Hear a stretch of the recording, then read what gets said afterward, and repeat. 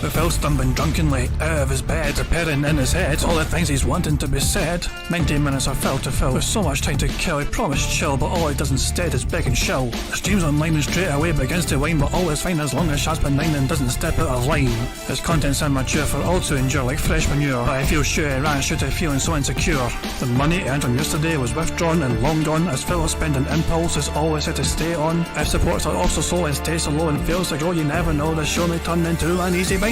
Once kicked off across the board with charge to what because his code can be ignored, just how much DSP makes us feel so bored. To help us fight or sleep and try to keep alert to watch a creep who play bingo, but Phil will bitch and why his sheep are also cheap. While DSP is chasing green, we're seeing green across the screen as Phil's routine predictability rivals are slow machine. It's not in burp and leaning ban, it matters not if actually fun. His trials can't see if powers make him feel less of a man. Takes a drink and starts his like before lunching into a big pretending never bills when truth is there to buy a wrestling JPEG. Talks about his shitty life of call his cat and fatty life and all his strife of forgetting that it's done well and they were rife. With drama he will react but isn't act as a fact as he rehearsed to be exact in how he felt he was attacked. He's nearly over and a win is in sight with what to white despite Phil's light that tips were not white.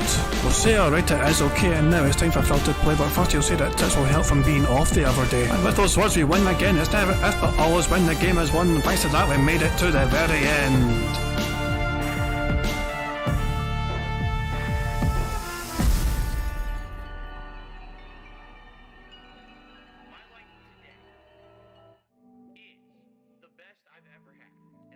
Hey guys, King Janet here, and welcome to DSP Bingo for what is today, Monday the 27th of February 2023. I do hope you're all doing very well indeed, and I hope you're enjoying your Monday so far. As you can see, Phil has had some sort of little rallying of members, and he is now less than 100 again from hitting his goal. He has today and tomorrow essentially to hit that member goal of 475. So really it's going to run out of time for somebody to save the goal, save the retro fucking marathon event. And yeah, Phil is begging for a miracle at this rate and time. He's also got some good news to chat about the show. He's got some news to chat about on the show. He's looking forward to today, he says. Some news to chat about on the show. So he's a wee bit chirpy about that for some reason. Although it was quite late. It was like 7 minutes late or 8 minutes late until he fucking showed up in his chat. Not a word of apology, of course. Just said he turned up eventually and said good morning. Didn't even fucking apologise for being late. What a bastard. I do know that one of Phil's videos got approved for ad revenue. You know, the React, the fucking June the King React thing he did for Pro Jared. One of those parts got approved. So Phil was able to monetize one of the 3 parts. That might be the news, there might be more to it. Might be able to expand it. Who knows? But yeah, and actually as you can see, this nutter Dark Angel became a member, so that's like the most recent now. I'm pretty sure it's still 378 members because he became a member like about like half an hour ago. So Phil would have definitely counted Dark Angel towards the current members. But what was he saying now? Not Swaggins, the moderator says, are you excited that the next episode of The Last of Us will have Troy Baker? And of course, you know, Phil being Phil, I just fucking love. He has no right to fucking mock anyone for wearing a goddamn scarf anymore. He lost that right when he fucking started trying to shill his audience for fucking charging $150 just for him to wear a fucking Slytherin scarf during fucking, you know, Hogwarts. For fuck's sake, man. Anyway, that's Phil, that's, you know, it's his fucking, you know, that's just him, I guess, you know what I mean? He's here, he's fucking chirpy, he's happy, you know what I mean? It's the start of a fucking week. And let's just decide the criteria for today's bingo card. So, let's spin this bastard and see what it lands on.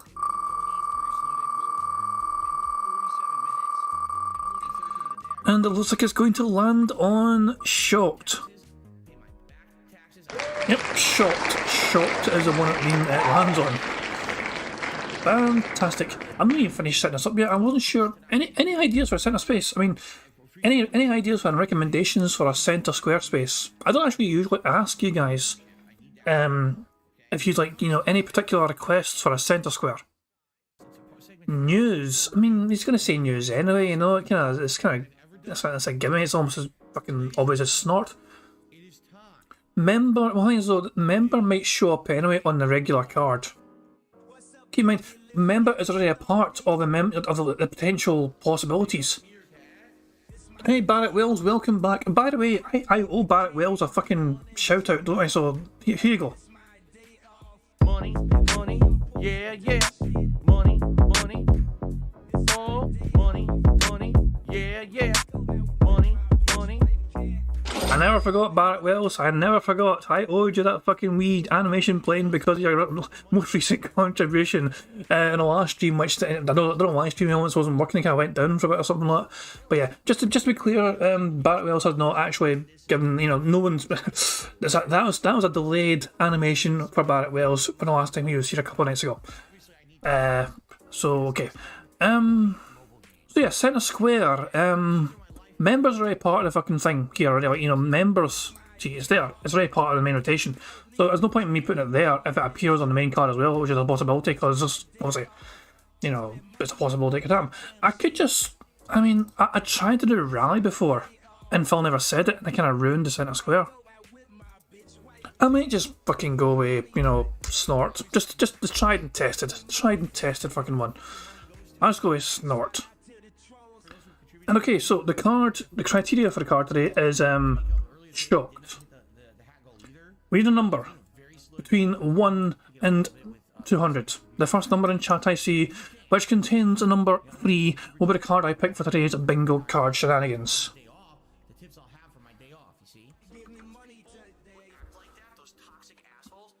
Tommy on was first for me with 43. The 43rd bingo card will be the one we use, which contains the word shocked.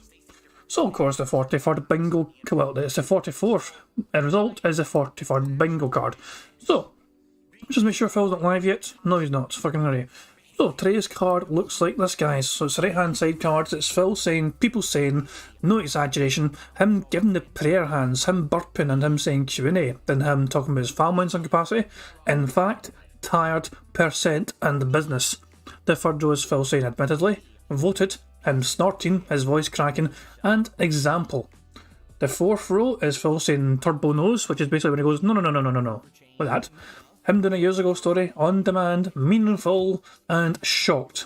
And the final row is Phil saying something style, like, you know, Asian style, fusion style, you know what I mean, Gangnam style, you know, those kind of styles, any kind of style, sort of, you know, RPG style, things like that.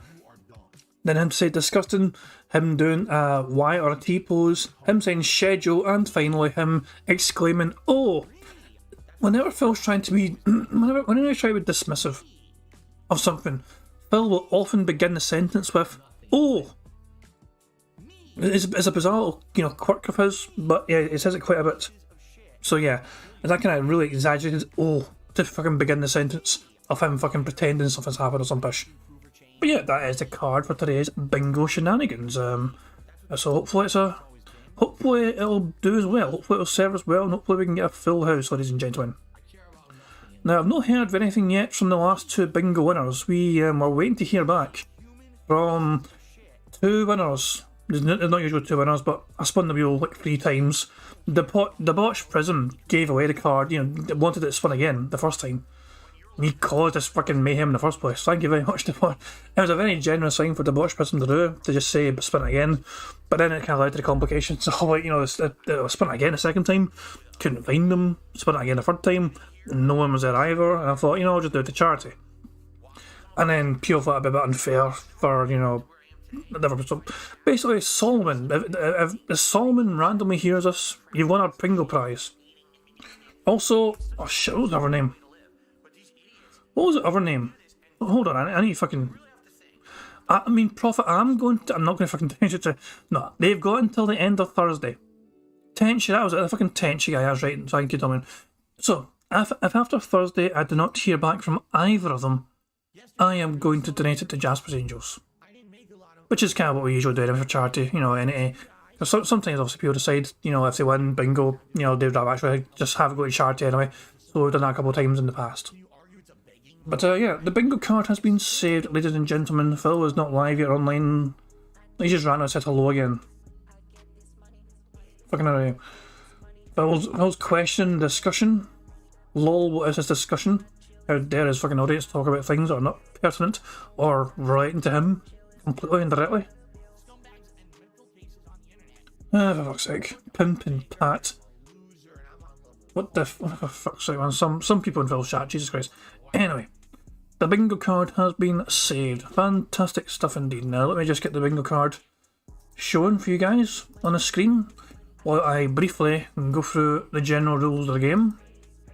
Also, Phil needs to say and do these things that appear on the card for us to be able to tick them off.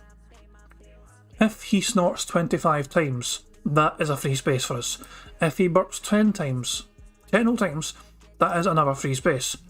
If he gets 100 likes on his stream before recording for gameplay for YouTube, that is also a free space. And finally, if we get 100 likes on this very stream, that too is a free space.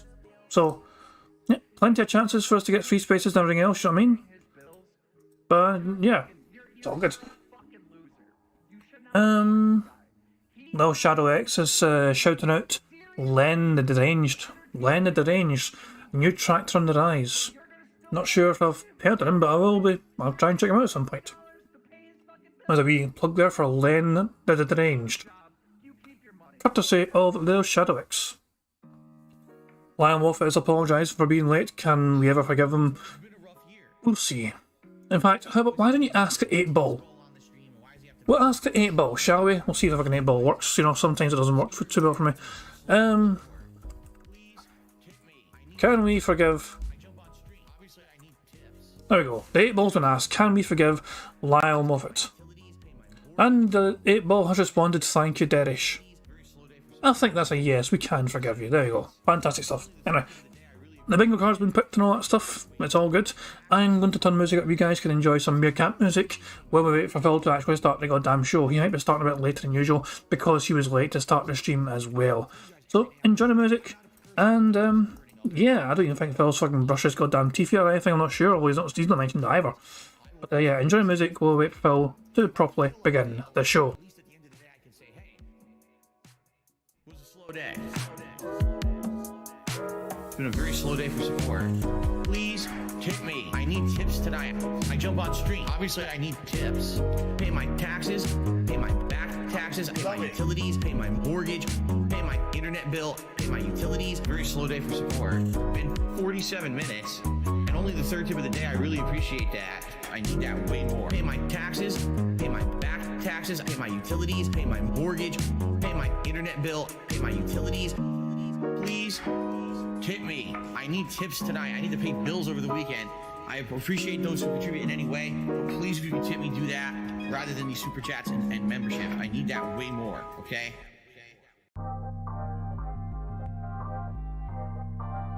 Because you're not rich and you're not famous and you're not this and you're not that. You had an opportunity to be, but you blew it all. And I said, well, oh well. I'm proud of that.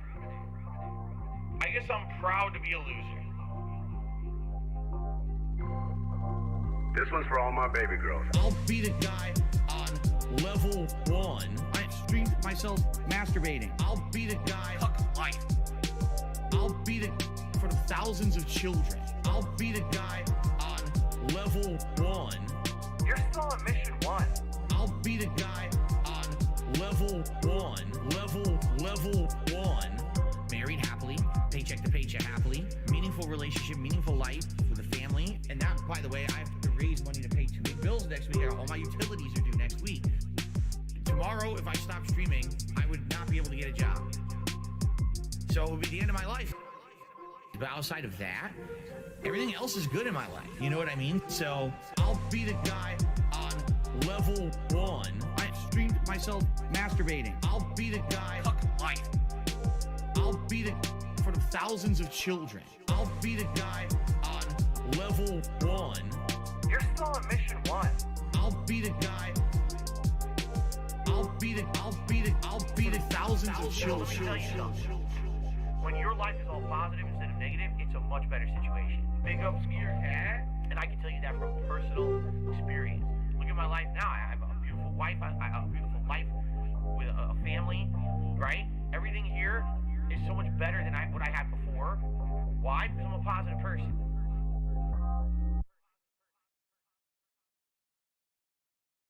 This one's for all my baby girls.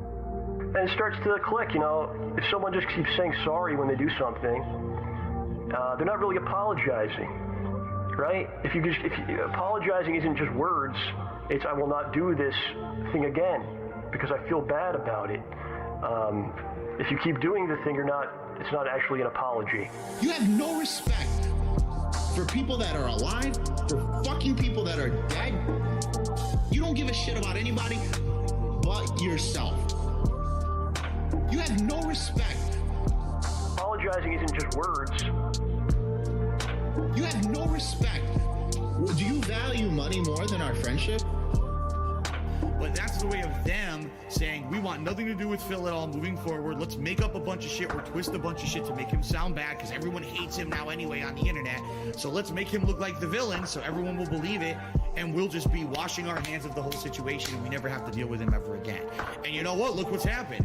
Literally, no one bugs them anymore. Nothing. It's all, they're completely washed. The hands are clean. Right? You have no respect for people that are alive, for fucking people that are dead. You don't give a shit about anybody but yourself. You have no respect. Apologizing isn't just words. It's I will not do this thing again. You have no respect. Because I feel bad about it. He watches too much WWE. Okay, guys, as you can see, Phil's actually about to go on the show right fucking now. So you guys all know the job and all, you know the stipulations. If I miss anything in the chat, please let me know by tagging my name in the chat and pointing out what I've missed out. We can always pause and rewind and all that jazz. I don't try and miss things on the card. I just do sometimes because I am a stupid bastard. So that is what it is. Can't be helped. Bug bingo mechanics. 25 out of 25 means one of you guys could win a fucking prize in chat. That'd be a fucking great way to start Monday. So good luck, guys. Fingers crossed. Here we fucking go.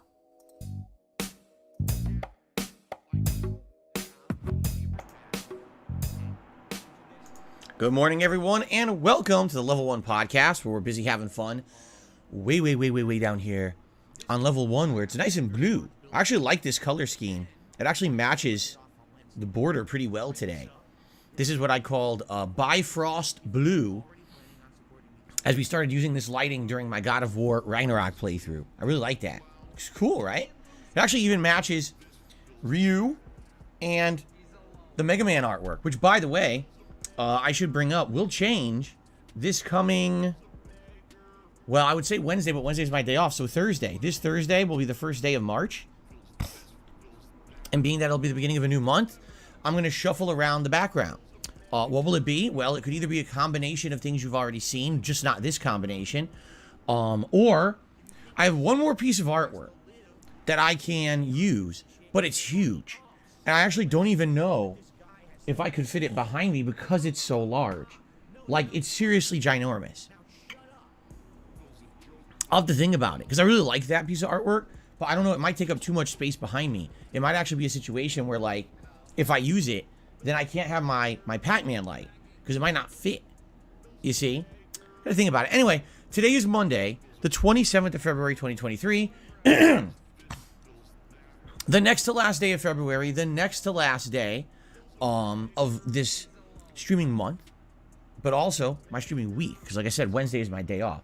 Today's a good day of variety because we're continuing on with Like a Dragon Ishin, a very chill playthrough that's very much in the veins, the same veins as the older Yakuza games like Yakuza 4, which I really like, and this is a very fun game so far for me.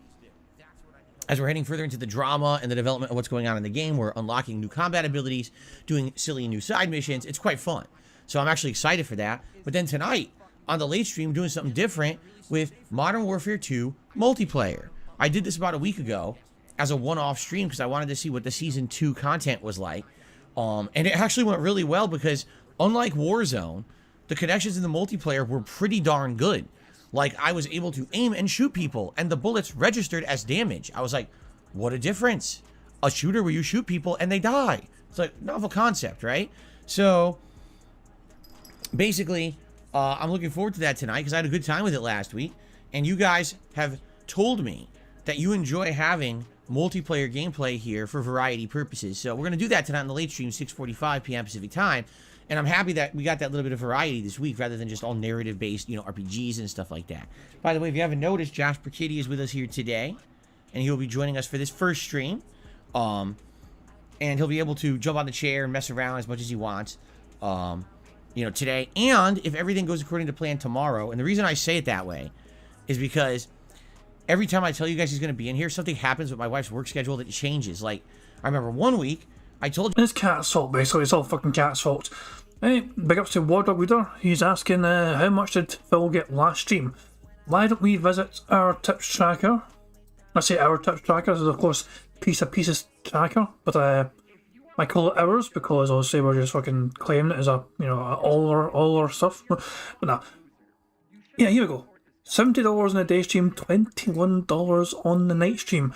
It was one of Phil's worst performing stream, days he's had in a long time. Although the $63 he got a couple weeks ago was worse.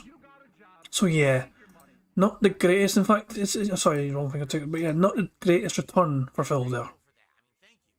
$91 altogether for the day. You that, and then they changed her schedule like a day ahead, and he wasn't in here. And then one day he was in here for like an hour, and then my wife got sick and came home early. I was like, geez, this is not working out. I keep telling you. So she got sick. She was the one that got sick, and it inconvenienced you. Okay, never mind how fucking cat is, by the way. Yeah, she was the one that got sick and had to fucking leave work early to go home, and that disturbed your plans to fucking have Jasper roaming about the fucking room whenever he fucking wanted to. Okay, understood. When you're going to be able to see Jasper Kitty, and then he ends up not being in here. So, but now he's in here, right, buddy? Hey, Jasper Kitty. Jasper Kitty. Jasper, I'm over here. Jasper. Hello. Oh, he purred. Did you hear that? He purred. Oh, you're so cute. Nope. You're a cute little guy. So anyway, yes, I'm excited for a fun day of gameplay streaming with all of you. I have some updates today here on the podcast in regards to DSP Reacts. I also have some news stories I'd like to cover for you today. So a good variety of stuff to talk about. And I'm excited for it. I hope you guys are excited too. Jasper, I was actually going to get up and show them the artwork I was thinking of putting in here, but now I can't because you're on my lap. Shut up, bitch! I just have to wait for him to move, and then maybe I'll do that. Remind me in a little bit, if you guys want to see the new artwork that I'm considering putting in here for the week, for the month of March, let me know once he's off my lap. Okay, so first of all, let's talk about the schedule. Let's get through the schedule, and then what I'd like to do is give you all an update on DSP Reacts, because there's some positive updates over there, thank goodness. And then we'll go into the news and everything. So, schedule-wise, you already know it's Like a Dragon Ishin here on the first stream. It's going to be a very chill and interactive stream. Like a Dragon Ishin, he bit me. Look at this. He's trying to bite me. He's licking him. Look at this. Like a Dragon, I was licking my... Fucking get him, Jasper. Fucking no. Mind you, if fucking Jasper bites into that toxic piece of shit, yes, his health was at risk. We cannot risk Jasper's health being at risk if he actually fucking, you know, takes in whatever toxicity comes from Phil. But for the sake of enjoying seeing the cat bite Phil, one more time, just for you guys. Look at this. He's trying to bite me. It's going to be a very chill and interactive stream. So he sinks right there. It sinks his wee fangs in right there. I was like, fuck you, Phil. Nation, he bit me. Look at this. He's trying to bite me. He's licking. There it is again. Jesus Christ, man. I assume that Phil is still doing a thing before streams where he's fucking like creaming his hands to try and get him all better. Is that really good then for fucking Jasper to be fucking, you know, putting his mouth around that kind of shit? I don't know. But there you go. Agent DeClaude striking Phil when he least expects it. Take that, you piggy prick. Like a Dragon... I was licking my arm. It's cute. Like a Dragon Ishin... Oh, there he goes. Like a Dragon Ishin is very much going to be one of these interactive, fun streams where we talk a lot. And I love those. You know, currently it's really Oblivion. That's the main playthrough that we're doing. That's like that. But I absolutely love the streams where we can have more of a social experience. And definitely Like a Dragon Ishin will be one of those. As of today, it's the main stream. However, next or later on this week and next week, it's going to become a night stream to balance with Oblivion, because we're going to have a new release this coming Friday we're going to talk about in a second. So it's going to be a balance between Hogwarts Legacy and the new release on the daytime stream. So sit back, relax, and enjoy Like a Dragon Ishin.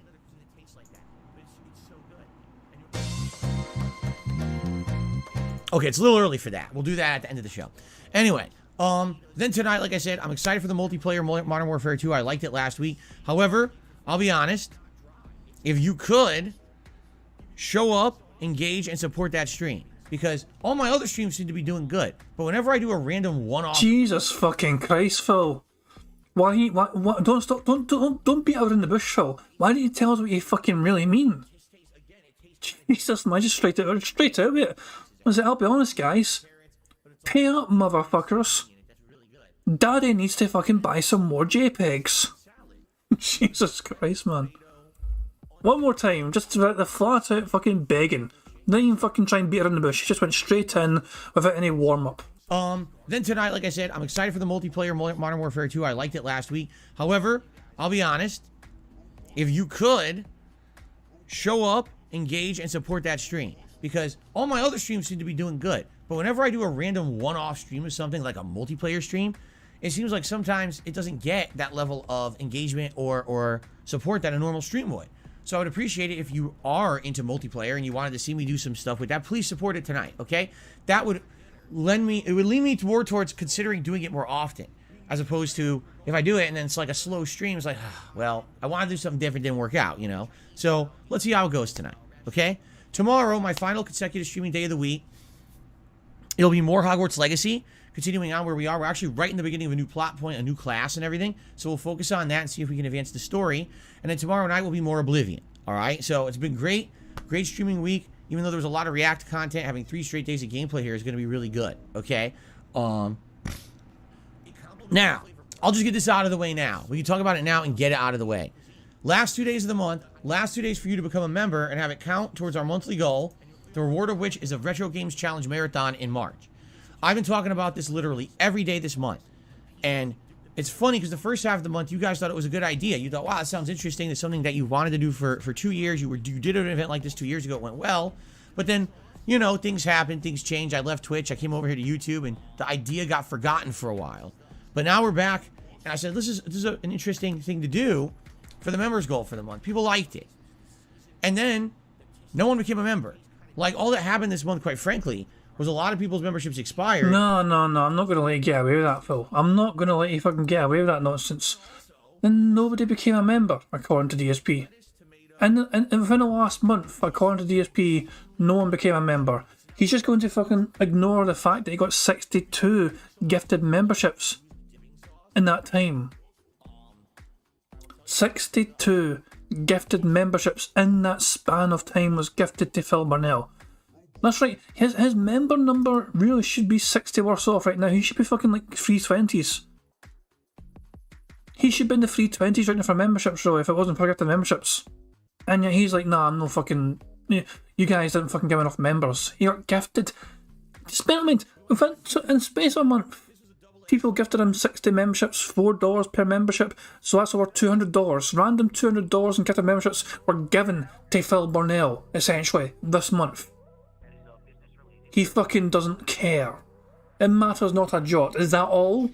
That is fucking pittance for Phil Burnell. That is like peasant money for Phil Burnell. He needs 4 figures in memberships to be coming through the fucking door. He wants at least $400 in memberships gifted to him each fucking month.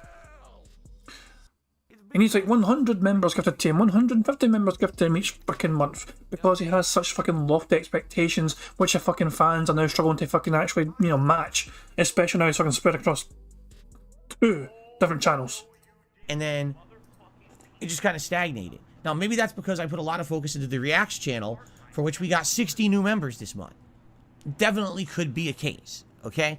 But, yeah, it's a little disheartening when, I'm trying to think of new ideas, new goals and things for you guys, new motivations, and I can't really seem to inspire you to become a member. Here's the thing, though. Other support's great. Every day, I get super chats, I get tips. This is not me sitting here and whining to you about support. It's not. The support has been great. But, you literally just fucking complained about fucking Modern Warfare 2 multiplayer not getting the support it's fucking meant to be. You think it should be getting. And now you're bitching and whining about not having a fucking members to this goddamn goal. You are complaining. You cannot just fucking say the words I'm not complaining and then proceed to fucking complain. You absolutely are complaining. It's like me fucking going. It's like me going, I'm not going to talk Scottish to you guys, and then for the rest of the fucking stream you just hear me talking Scottish because that's I'm talking Scottish, he's talking how I talk, for fuck's sake. You know, it's bizarre. Phil's just, he he thinks he can fucking just say whatever he wants because he has a wee caveat at the start of it, you know. Here's my get out of fucking jail card because I added these words at the start. I'm not saying I'm doing this. I'm not saying I'm doing that. Purple burglar alarm ever. I know I fucking say God, I think. Every fucking time. I've proven my fucking, you know, accomplishment of being able to say that fucking 3-word phrase. Anyway, but nah. You guys understand what I'm fucking saying though. Phil was just trying to fucking, you know, try to say I'm not any time he says he's not complaining, he usually leads to a fucking complaint. Every day, I get super chats, I get tips. This is not me sitting here and whining to you about support. It's not. The support has been great. But, you know, diversifying support is important. You know, the memberships are very important because if someone becomes a member, there's a chance they may say, hey, I really like this. I want to continue to be a member. And Oh, for fuck's sake, man. Jesus Christ. Silent Weapon says it's February's fault for only having 28 days. That's a very good fucking point. Very good fucking point. Yeah, it's just, it's bizarre. Seriously, I'm saying it's never going to be enough. It's never going to be enough. Phil wants $150 per stream, essentially. He has a free tier goal. So, no, really, $100 per stream is a minimum for Phil. Let's be absolutely honest here with Phil Burnell and his actual genuine expectations and hopes. So, Phil hopes to get at least $200 per day in tips. He's happy, really. He's usually quite content if he gets like $100 in a day stream and like $100 in a night stream. As long as he's quite close to $200 in tips alone per day, that is enough to fucking satiate him and not have him fucking bitching, whining, and moaning about things being slow. Obviously, he'd fucking love more. Obviously. But that is a fucking minimum. The tier 2 goals are the minimum expectations for him to what he fucking expects to fucking receive per fucking day. Then on top of all that, he fucking wants to get 100 memberships within a space of a fucking month, essentially, to hit the next fucking goal or whatever. It's fucking, you know, some marathon. He wants to be at 550. At least a bit he did before, and then had a member bomb, and he lowered it to 475. And I'll say he's still 100 away from that. But that's an extra several hundred fucking dollars in YouTube parent support. And obviously super chats as well. So things like the more members you have, the more money you get from YouTube at the end of the fucking month. And as well as that, also massive super chats as well. If Phil had an incentive for people to super chat him, he would get far more super chats in my opinion. But the fact of the matter is, he's just such a greedy little bitch that he fucking wants that money immediately, essentially. It's bizarre to me. I don't understand why Phil has never embraced super chats. I mean, also he uses them, you know, he fucking gets them, but there's actually no incentive for anyone in his fucking chat to give him a super chat other than just because they want to. It's bizarre to me. Oh look, Phil's got a brand new fucking member. That's ongoing support then you can trust. You know, right now, as you can see, I got about maybe 350, 370 members who really like the content. Jasper, don't even start with this. Jasper, don't start. No, Jasper, release. That's it. Release that wire right now. Release the wire. Jasper! Stop that right now. That's it. Okay. You know the deal. I'm going to put the water right next to it so that if he tries to bite this wire, he knows he's going to get sprayed. You're going to get sprayed if you touch it. He's trying to get my attention is what it is. He wants my attention. He doesn't like that I'm talking to you guys. He's like, why aren't you playing with me? Trust me, he got plenty of attention last night and this morning. So, anyway, so here's the deal. I am not going to sit here and talk about it constantly. What I'm going to say is, if you support this channel, if you like the content, if you like me, and you want to help out, today and tomorrow, please consider becoming a member or gifting a membership. We're about 100 away. It's still doable. For sure, it's still hittable. But this is literally down to the wire last moment now. And if we don't hit it, it's not the end of the world. But then there will be no Retro Games Marathon next month. And I'll be honest with you, I don't know what to do for goals on this channel because I'm already doing. What a huge fucking surprise that is. Why am I not surprised? Why am I not surprised in the goddamn slightest that Phil has no absolute fucking idea what to fucking do on his channel? Usually, a content creator would come up with a brilliant fucking idea and then try his best to fucking, entice their audience with that. Now, for Phil Burnell, it's not about him coming up with ideas. It's never. Phil's not an ideas person. You know, he's not an ideas kind of guy. It's just, Jesus fucking Christ. He doesn't have a clue how to fucking run his own channel. Phil, if you have nothing to offer your members, maybe you shouldn't have a members goal. Just putting it out there, Phil. Just putting it out there. If you have no incentive, in fact, why? You already have some incentives anyway to become a fucking member, essentially, don't you? Because a lot of you get to fucking have a wee crown badge and all shit. So you already do technically meet some of the fucking requirements, the bare minimum requirements for, you know, wanting and having memberships on your fucking shitey channel. But you might as well just get rid of the fucking goal. Let it happen organically. Let it happen naturally. And don't have some sort of fucking strange demand to fucking have a certain amount of fucking memberships be given to you in a certain period of time. Just fucking let it happen naturally and just get on with your fucking shitey job. Doing the React content now regularly. You guys, you know, basically asked me for it. You said, instead of making React specials goals for members, why don't you just do them? Because we really like that content. So I'm literally giving you what you want. Okay? So you would hope if I'm giving you what you want, then there would be buy-in to support the content that I'm putting out. It's hard for me to think up of new goals here. That doesn't make much sense to me. I need to see that sentence one more goddamn time, or hear that even. Doing the React, know what to do for goals on this channel, because I need to break this fucking down. Hold on. I'm already doing the React content now regularly. Yes, because you have a React channel, it makes sense to have it on that channel. You guys, you know, basically asked me for it. You said, instead of making React specials goals for members, why don't you just do them? Okay, so there you go. People are kind of fed up of fucking trying to fucking give you money to do your goddamn content because they like the fucking content. They didn't think it was worth giving you $4 fucking to fucking do the goddamn content, but they apparently still like the fucking content, okay? So okay, there you go. They said to you, why not just fucking have that shit on your React channel? Because we really like that content. So I'm literally giving you what you want. Okay? Yes, they fucking asked for it and you gave them it. They didn't want to pay for it. They didn't want to set behind some sort of fucking members goal that was fucking going to cost them money to fucking get. But you still gave them it. Well done. So you would hope if I'm giving you what you want, then there would be buy-in to support the content that I'm putting out. You mean like a fucking members goal? Yeah, they didn't want the fucking members goal, Phil.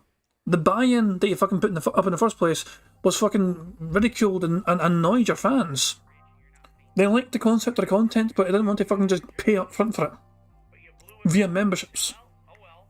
They told you to fucking just put in your React channel, you did. And then you act fucking shocked that nobody wants to fucking become a fucking member. Congratulations, Phil, you played yourself. It's hard for me to think up of new goals here for members because we've kind of done everything, right? Right now I'm doing a viewer's choice playthrough of Oblivion. We don't have time to do another viewer's choice, correct? So I don't want to set up another goal there. I'm trying to think of creative marathons. You know, we did a Super Bowl related marathon this month. That actually went really well and you guys liked it. But then what else could we do for March? There's nothing really themed or related you can do for that time frame. There, you know, I tried to set up a marathon that was something different and interesting. Apparently you guys aren't that interested, right? I don't know what else to do. I know I've done retrospective marathons in the past before, but it doesn't seem like you guys have really desired one in years. So that's kind of dead. I've tried other themed marathons like a Rageathon, and even that doesn't seem to get people invigorated anymore. So I guess the real question is, you know, what is it then? That sounds like a you problem, Phil, and not a we problem. This is something you need to figure out yourself. This is your big boy channel now on YouTube. You need to fucking make these fucking decisions yourself. You cannot fucking just turn to the audience and ask them to come up with $1 million fucking idea for you. No. This is what sets the best YouTubers apart. They provide people the kind of content they weren't necessarily expecting, but they actually want. They're able to surprise their goddamn audience in a very pleasant and positive way with giving them content they were not expecting to be hit with. Although is incapable of such a thought process. No, he needs to be given the idea and sometimes being given the content as well for him to do the goddamn thing in the first place. Get you guys to consider becoming a member. That would be what would you like for a reward? I need feedback because I ask you guys and I never really get much of a constructive answer. I get a lot of people who always ask for the things they know I can't do, like do a multiplayer event. That would never work. No one would care about that besides maybe 20 people. 20 people are not enough to hit a members goal. Okay?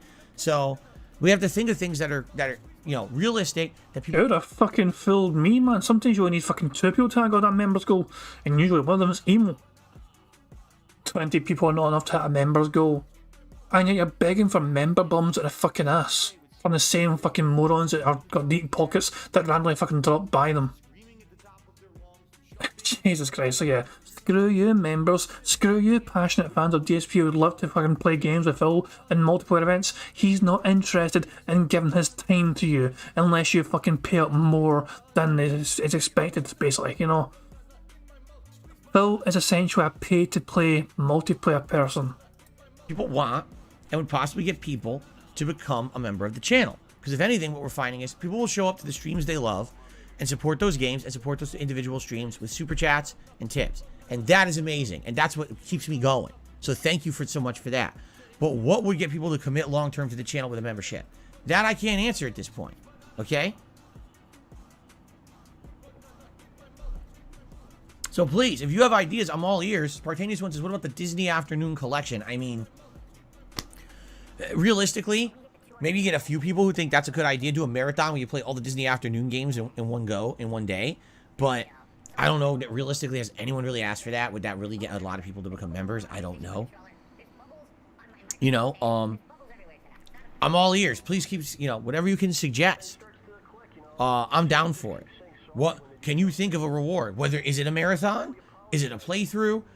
What is it that would get you to become a member and support this channel long term, right? I'm already offering you so much in regards to priority for these special events, Ask the King priority, a bunch of emotes, highlighted name in the chat crown badge, not having to use slow-mo when you're talking. Like, there's a million benefits already, you see?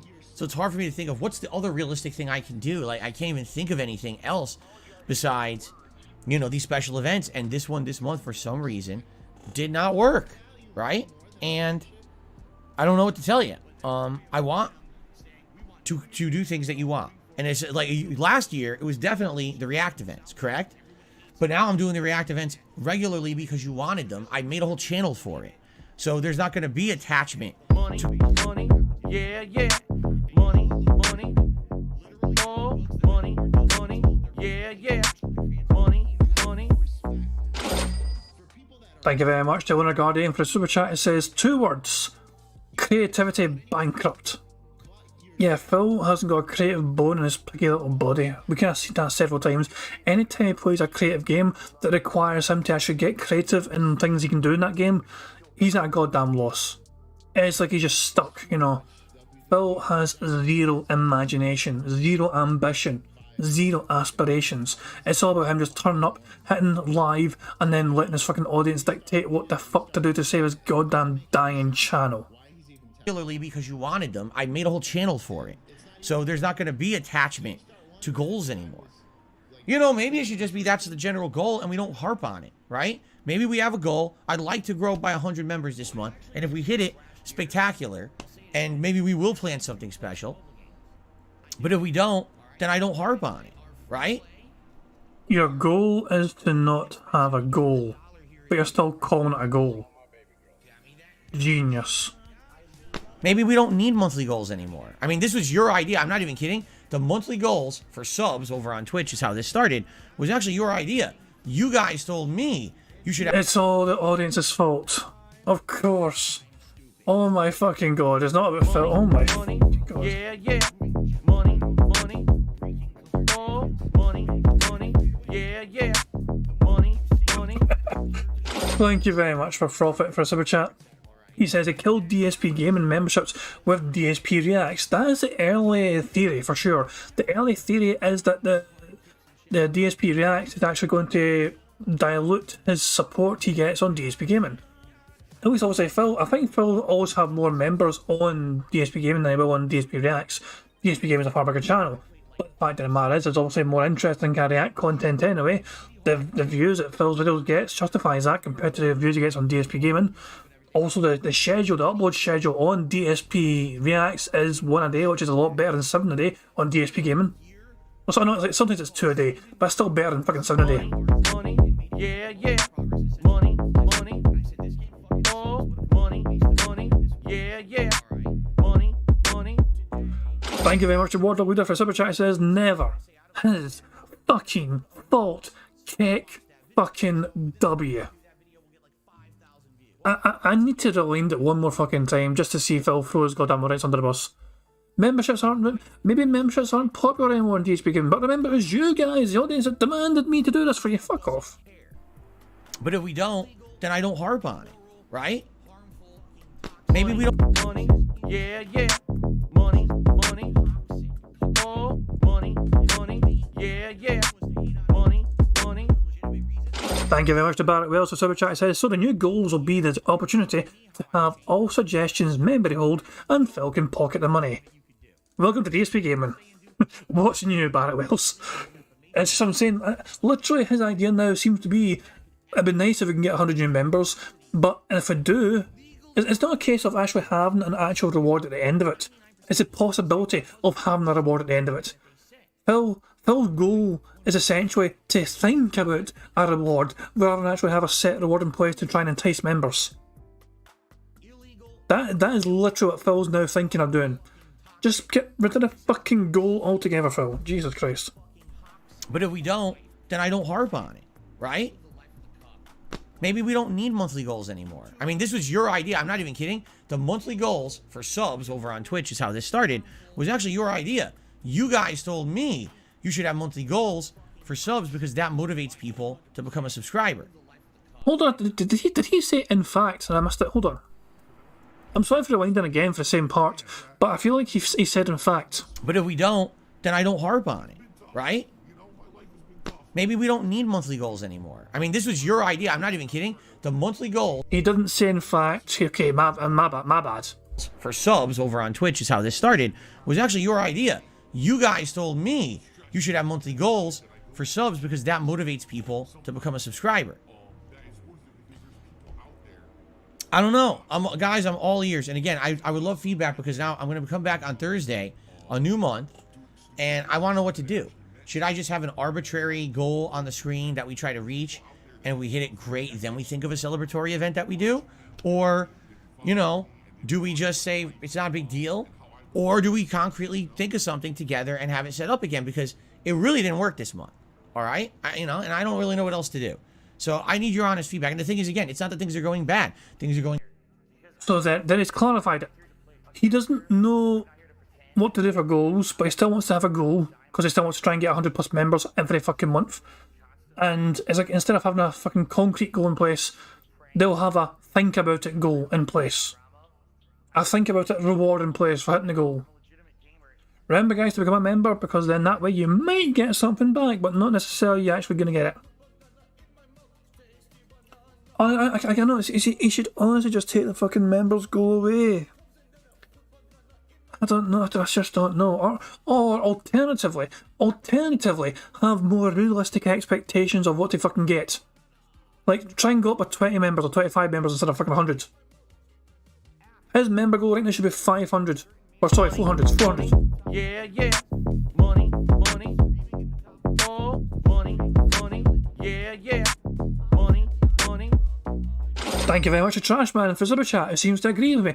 His member goals, says Trashman, should be every 10 members he gets in a month. He adds another raw egg to a glass, and on the last day he drinks them with a straw. Give blood style. Good idea, right? Oh, that shit was... Jesus Christ, man. Give More Blood's... Give More Blood's a fun guy. But he's a weird bastard and always fucking egg drinking antics. Like he just randomly cracks eggs on his keyboard and starts sucking them up with a straw. What the hell? But the guy's dedicated to his audience, and he usually will do what he says as well. Shout out to Give More Blood in his fucking streams, by the way, man. I guarantee if you never checked out Give More Blood stream, it is an experience and a half. I will tell you that now. Phil should have. So yeah. Phil needs to have lower expectations for member goals. That is a simple bottom line here. Right now, he could have easily fucking... I think he would have hit 400 easily if he set it to 400. It's a far more likely goal to achieve, and it gives Phil another like fucking almost $100 in memberships. But no, it's not enough for Phil. He wants $400 in memberships. Not $100 extra memberships is not good enough for Phil. He wants 4 times that because he thinks he's worth 4 times that. So does he even get that? He doesn't get what he wants because he set a goal far too fucking high. The greed got to, that's what I'm saying, the expectations, the greed, the money, it all got to him. And good on streams. DSP Reacts is a very well-received launch project over there. It's doing well. So I have no complaints in regards to how things are going, but the memberships needs to be the thing that can improve. Okay? So let's talk about it. I want open conversation. You guys give me your ideas. Fair enough? Thank you. And that means live on streams, on demand on these videos. Leave comments. I want a nice discourse about it. So we try to figure this out. Okay? All right? Gaming Guru says, what about having that retro game thing as the goal? It's the same each month until you hit it. Yeah, but here's the thing, Gaming Guru. If we didn't get it this month, what makes you think we're going to hit it next month? Right? If the initial month you announced the event, there wasn't interest, why keep that thing as the goal that there's no interest in? That doesn't seem to make sense to me. It seems like we need to switch it up, right? So, I don't know. Anyway, let's see. Let's see what happens, and I'd love your feedback, okay? Maybe there will be a miracle, and we'll have a couple or a few people who will come into this channel and gift a bunch of memberships. Jesus fucking Christ. He's equating it to a fucking miracle. An act of fucking God. Dear God, please save my members goal for a fucking month. I would really love to fucking play retro games and also get $400 fucking for doing so. Sincerely, Phil Burnell. P.S. I still don't like doing charity. I'm a good Catholic. Fuck me, man. Oh my fucking God, a miracle. Little Piggy's begging for a miracle. One more time, let's watch him beg for a miracle. So, I don't know. Anyway, let's see. Let's see what happens, and I'd love your feedback, okay? Maybe there will be a miracle, and we'll have a couple or a few people who will come into this channel and gift a bunch of memberships in the next day or two, and we'll hit the goal. And then we can still do the marathon event, and we, I don't know. I guess we'll have to see, right? That would have been a perfect fucking time for prayer hands. Part of me wants to fucking tick prayer hands right now, because Phil was actually asking for a goddamn miracle, and the only thing that was missing from that was him giving the good old prayer hands to the G-O-D-D up above. Anso Camaro says, yeah, maybe Anso Camaro, excuse me, says, perhaps just do away with the goal events, just have it up there, and if we hit it, we hit it. Yeah, maybe we don't need to harp on it. Because you guys are supporting the streams well anyway. You know what I'm saying? And every once in a while, if someone comes by and does a member bomb, great. But maybe we don't need to be focused so hard on it, right? Money, yeah. I guess we'll see. Money, oh, money, yeah. Money. Thank you very much to Barrett Wells for Super Chat, who says, this is the only time he's transparent. I need more money. Pretty fucking much, yeah. Extremely fucking transparent about it all of a sudden. It's just unbelievable to me, it really is. He's fucking begging for a fucking person to come along with deep pockets and get a whole bunch of fucking memberships. That's real organic growth, Phil. Extremely organic growth. Fucking begging for one or two people with deep fucking pockets to say, hey, here's 100 fucking members, Phil. Knock yourself out, go crazy. And it's just, he never learns. He never ever learns. And this is what makes him a lolcow. Need to be focused so hard on it, right? I guess we'll see. Swagonito says, I think with the new channel, members goals just aren't that big of a deal anymore because, I'm doing the stuff that were the members goal. I mean, I hear you. Once a month, we're going to be doing a large-scale react. That used to be kind of the members goal reward here, right? And I'm giving it to you for free. I'm not having any motivation to hit anything to do it. I'm just going to do it, you see? Okay, well, I'm glad that we got that discussion done. If you have any more feedback, let me know. If you'd like to become a member, please by all means do. It would help, and I would love to do a special event for you. I'd still like to do the Retro Games Marathon event, but at this point, I don't want to sit here and harp on it all day, okay? Thank you to Yuri, who became a member. Thank you very much, Yuri, for becoming a channel member. Appreciate that. I'm doing good, Foresighted. How are you today? Welcome. Okay, so schedule. Today, Like a Dragon Ishin, and late night stream is multiplayer of Modern Warfare 2. Tomorrow, it is main daytime stream of Hogwarts, and the late stream is Oblivion. I'm off on Wednesday. Okay, fuck this. I'm going 1.25 speed. We are already 20 minutes behind Phil, but fuck this, man. It's such a boring fucking schedule. When I return on Thursday, it's going to be Hogwarts again with Like a Dragon Ishin. Friday is a big new release, Wolong Fallen Dynasty. I'll be playing it all day long on both streams. Okay? Saturday, it's React Day. So it's going to be DSP versus the Internet live streaming over on DSP React during the daytime. excuse me, and the night stream will be Oblivion. And right away I have to fucking slow it down to try and count the fucking burps, because that might have been 2 burps. That might have been 2 fucking burps. Both streams, okay? Saturday, it's React Day. So it's going to be DSP versus the internet live streaming So he almost burped there, he fucking held it. over on DSP React during the day. And that was a burp. Okay, that one there was what caught me off, because at 1.25 speed, that shit didn't really catch. I didn't really catch it that good, so that is a double burp here, because he burps as well right here. Time, excuse me, and the night stream will be Oblivion. Cool. So 1.25 speed again. Fuck you, Phil. You gassy bastard. Okay? Then Sunday will be more Wolong Fallen Dynasty, and I'll probably pair that with Like a Dragon Ishin, and then probably Monday we'll do Hogwarts, and then Tuesday, whatever. You see? So we're going to alternate. And then basically that's how the schedule is going to be moving forward. The daytime streams will be between Hogwarts and Wolong. The night streams will be between Oblivion and Like a Dragon Ishin. And that's almost all month of March, because there really are no high-profile releases in March until nearly the end. I believe it's the 24th of March is the Resident Evil 4 remake. So I figure, focus on all those games. Get far in them, beat certain ones before Resident Evil 4 comes out. Hey, if we finish early and we have time for another game, I would say Metroid Prime Remake would be the next game to check out, since that seems to be the one that we're all kind of in agreement that I should check out. I would be down for that, okay? But let's see what happens with all these other games and how far we get in them, okay? Now, that's what's happening here on DS. What the fuck was that? These other games and how far we get in them, okay? Oh, I thought he had a wee sneak burp there while he was talking. Hold on. 1.25 speed really does. I mean, hold on. Okay, but let's see what happens with all these other games and how far we get in them. Okay? Okay, I don't think it was a burp. It was just him not speaking correctly, I think, and he just fucking gave up trying to say words at that fucking point in time.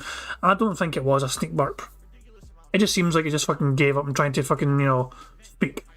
He just kind of mumbled it towards the end there. But yeah. Let's see what happens with all these other games and how far we get in them.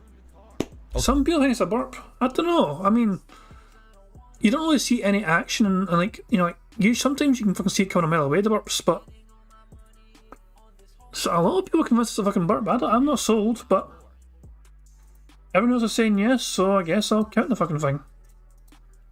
Personally, I'm not convinced. But whatever, back to 1.25.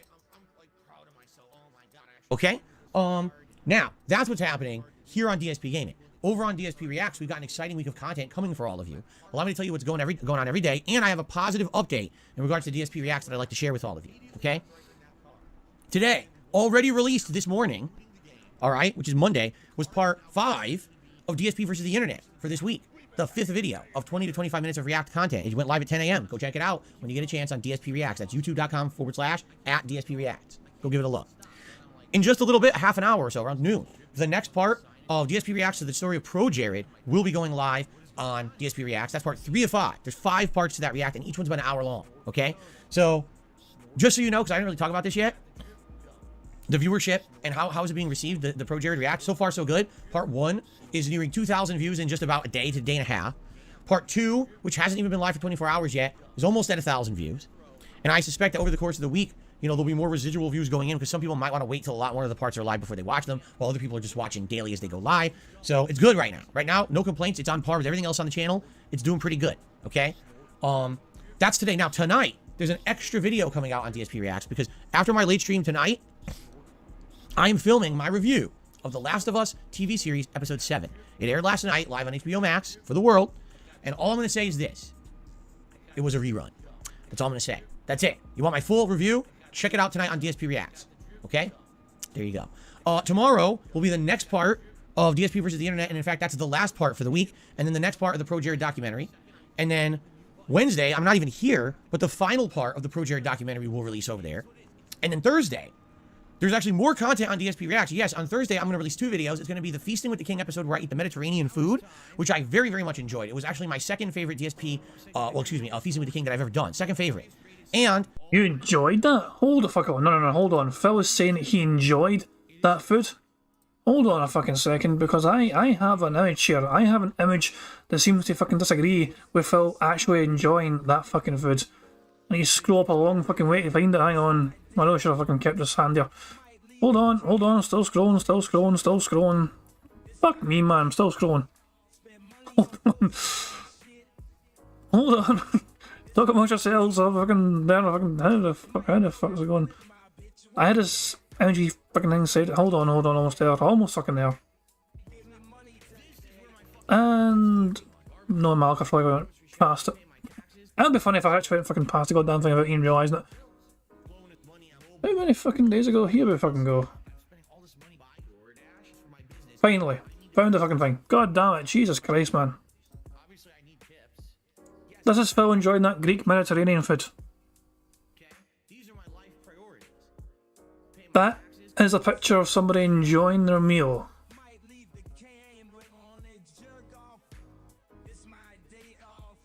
Yeah. I like how Cyborg and Aiden both said my eyes in capital letters. It's like they're fucking hive mind there. I was like, oh, both of them went blind at the exact same time. Oh yeah, for fuck's sake. But yeah, Phil, this is Phil enjoying his food. Jesus Christ, man, it's this disgusting image. Like, his sloping forehead, what the fuck, says Raciel Lost. Yeah, he's got a fucked up head, what can I say? And a fucked up everything. I did about a half an hour vlog where it was me just kind of doing Q&A with you guys. You know, unplugging a little bit after that very long React event. So 2 videos will go live on DSP Reacts on Thursday, okay? Friday will be kind of the day off from DSP Reacts because then on Saturday, as I've already explained, that's the next day when we're going to do the next live stream and the next episode of DSP versus the Internet. Fair enough? Now, 2 things. Number 1, I am looking to do more content on that channel after the Pro Jared documentary finishes this week, and you guys have been giving me some good feedback on maybe some things I could watch on HBO Max and do more reviews, because I'll tell you, the reviews for the Last of Us TV series are doing pretty good. I'm enjoying the fact that people like each episode and are watching it. Again, about 1,000 views each review, which is good. They go up a little bit more over time, but you guys seem to like them. So if that's the case and you want to see me review more content, I'd be down for that as long as it's on HBO Max. Some suggestions so far have been the Batman movie with the Robert Pattinson movie, the Zack Snyder cut of the Justice League movie, which apparently is 6 parts, and I could review each part individually. Some people have suggested House of what is it? House of the Dragon, the Game of Thrones prequel spinoff or whatever. And other people have been suggesting other movies that are on there too. So maybe every once in a while, on a whim, I'll just watch a random movie off of there and do a random review for you guys. It could be like a mystery movie, right? I just pick one. Boop, here's something I saw in there. Boop, here you go, right? I think that'd be kind of neat, something different to do. By the way, he had a sneaky second burp in there. That's why it's 6 now. That was a really sneaky fucking extra burp they had in the fly there. I need to fucking show that off. I caught that. I don't know how I caught that. On a whim, I'll just watch a random movie off of there and do a... There, right fucking there. That was a sneaky wee bastard, and he nearly got away with that shit.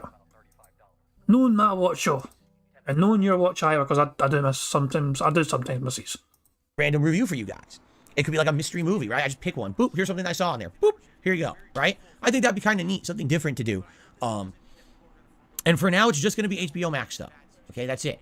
It's not going to be anything more. It's going to be HBO Max stuff. Maybe long term, if you guys want more content of that type, all right, perhaps I would consider getting other services like a Netflix or a Disney Plus and watching content on there and doing reviews of that as well for you. But that's long term. Right now, I'm happy with just HBO Max. I'm sure we could get months of content out of it before it starts to dry up, okay? You know one that I actually want to watch? Godzilla vs. King Kong. It's on there.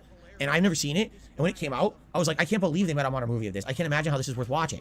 It just sounds like schlock. The original movie was schlock. It was grandiose schlock. A terrible movie. So I can't imagine what the modern one is. But, you know, something like that maybe. Okay?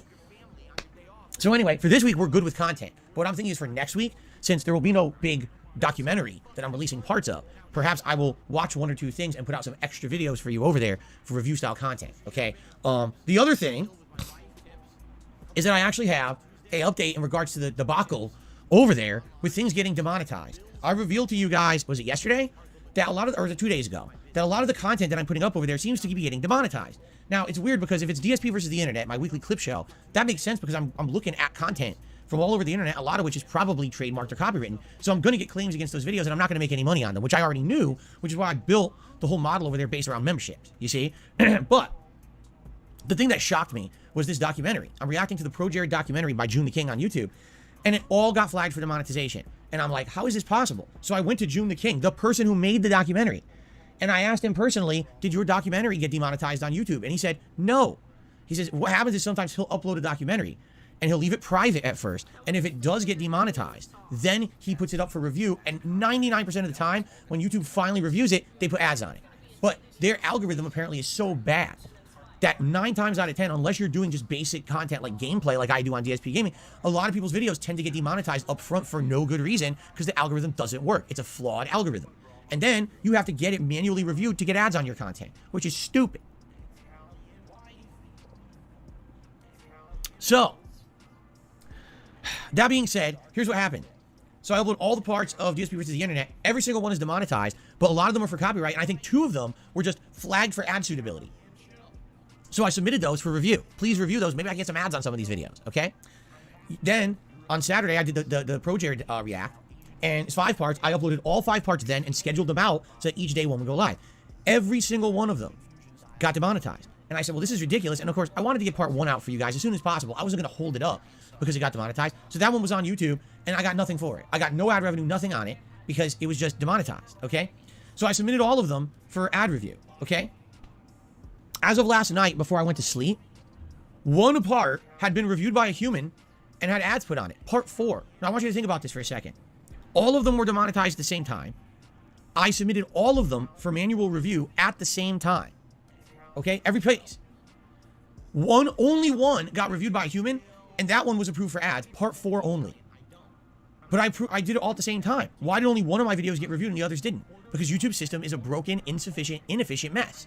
It's just a randomized system. For everyone to understand, they get hundreds of thousands of requests a day to monetize videos because their algorithm is a broken piece of garbage.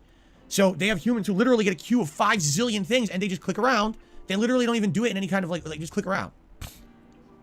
How is it I submit 5 at once, only 1 gets reviewed? And it's part 4, not part 1, right? So anyway, I went to sleep. I woke up this morning.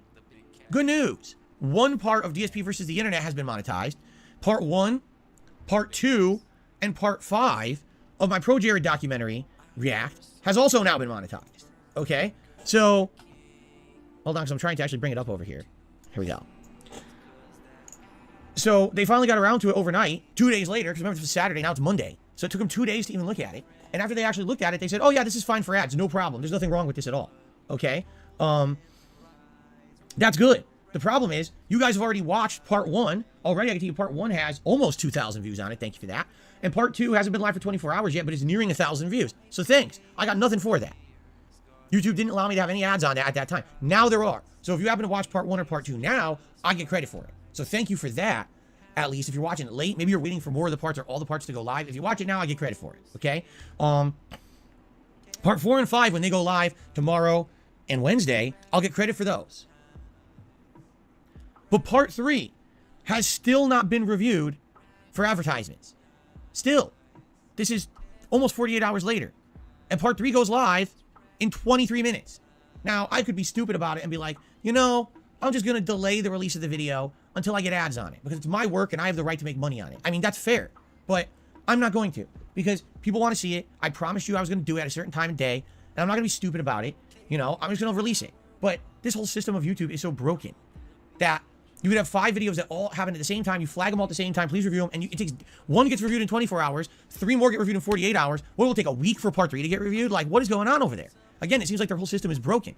I see this stuff from an analytical perspective because I used to be in continuous improvement. I used to work for a company where they trained me for a good 2 years on how to look at a process to see how it's broken and inconsistent, map it out. You should really fucking look at your goddamn channel then. Continuous improvement. Continuous improvement on DSP Gaming where you're fucking just stuck there for ideas and you're fucking asking a goddamn chat. Guys, come up with fucking ideas for me. Because I can't. This is my business and I don't know how to fucking run it, chat. Please save my channel, chat. Because I can't think of a goddamn thing, chat. Find the bottlenecks, find the problems, and fix the process to become more efficient and basically make that company save money and improve delivery times. I would love to work at YouTube and do this for them. Because I feel like overnight, their company would improve efficiency by 97%. It seems like they may be one of the most inefficient companies run on the planet, at least from my experience in the 15 years that I've dealt with them. Okay? So, it is what it is. I can't make YouTube work, but I'm going to release the videos on schedule anyway because I don't really care that much. Again, the way I built DSP Reacts is based around memberships. That if I can get a few new memberships every week and build that channel from the ground up, which I'm doing right now, that's how it's going to be successful. It's not going to be based on ad revenue because a lot of these videos anyway are going to get... But it's not from the ground up. In fact, Phil, here, hold on. Your channel got your videos fucking flagged, okay? Those fucking React content videos were flagged. because of the prior content on your channel. If you had a brand new fucking channel when you made this fucking DSP Reacts channel, you probably would not have got these fucking videos blocked. They probably would have been suitable for ad revenue straight away.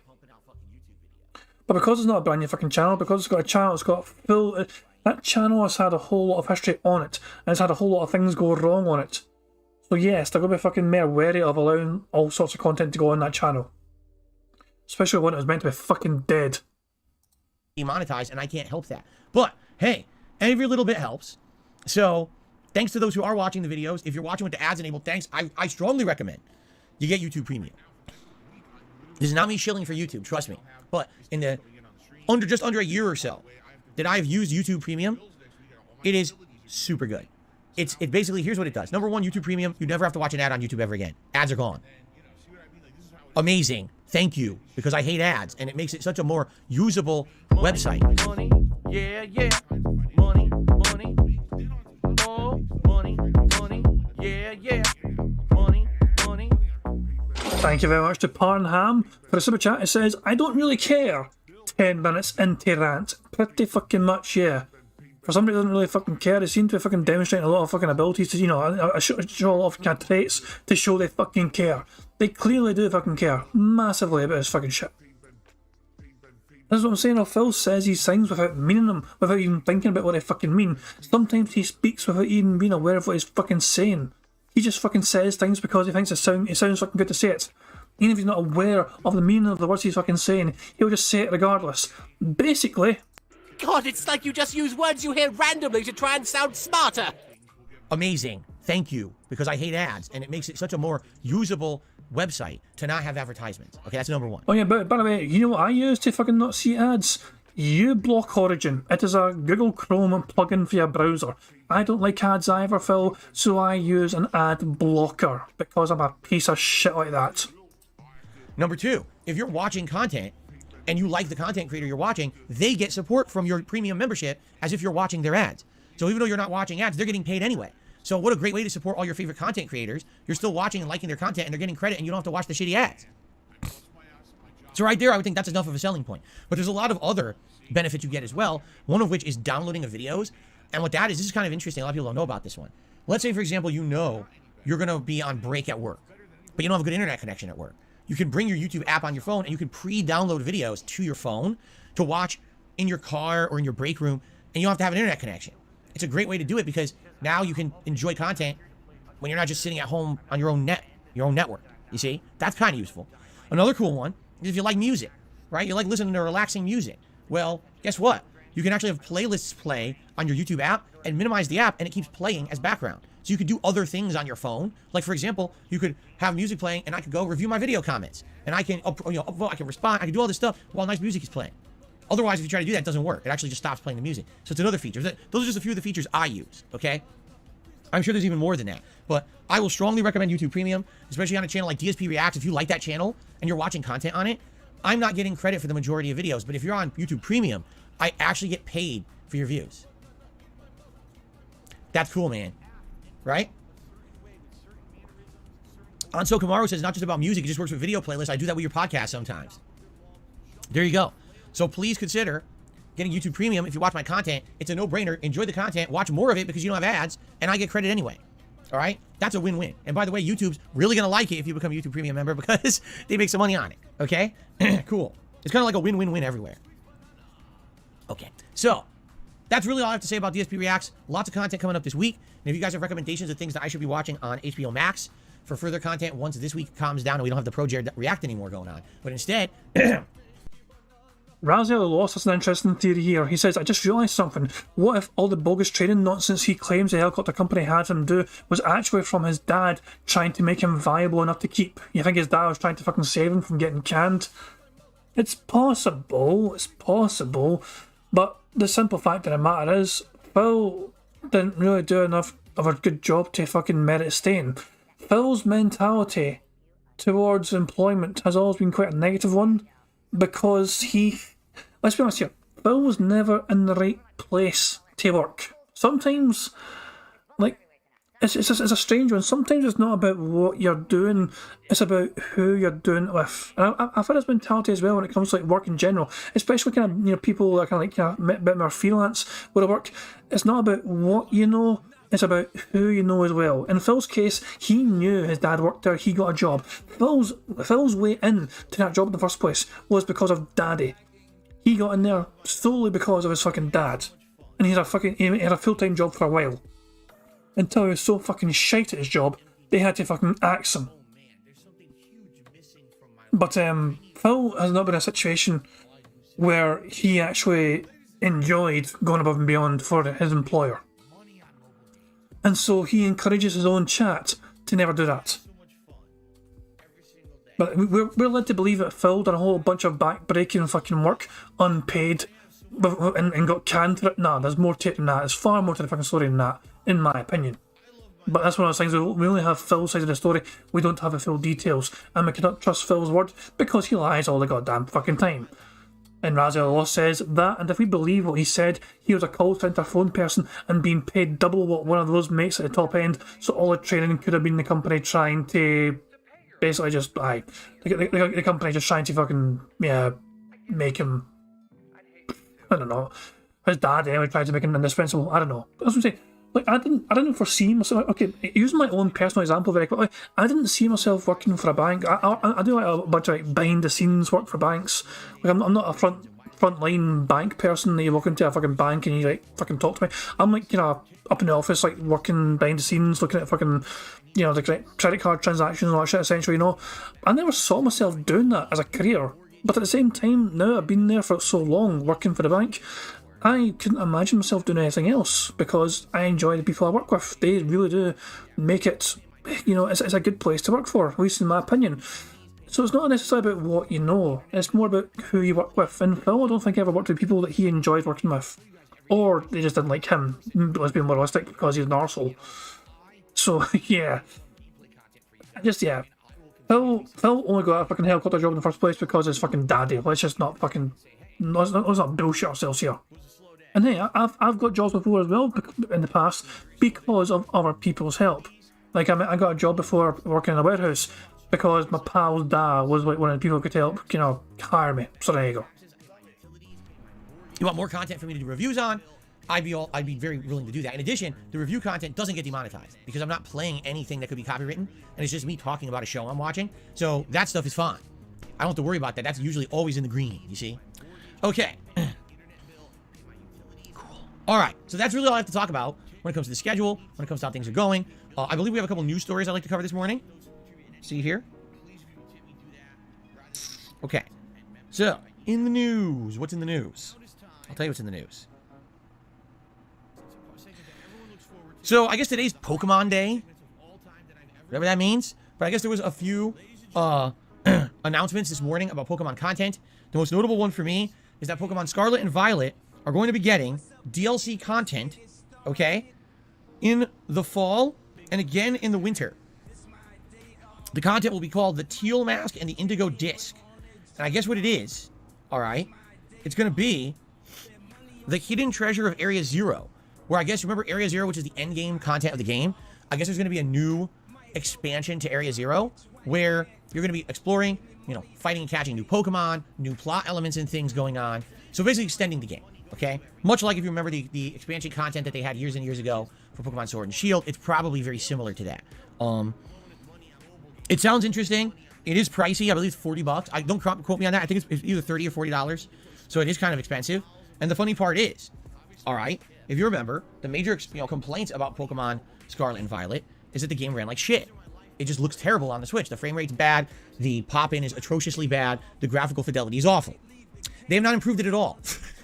The game's now been out for how many months, right? I played it when it was new. They did not improve. It's the same.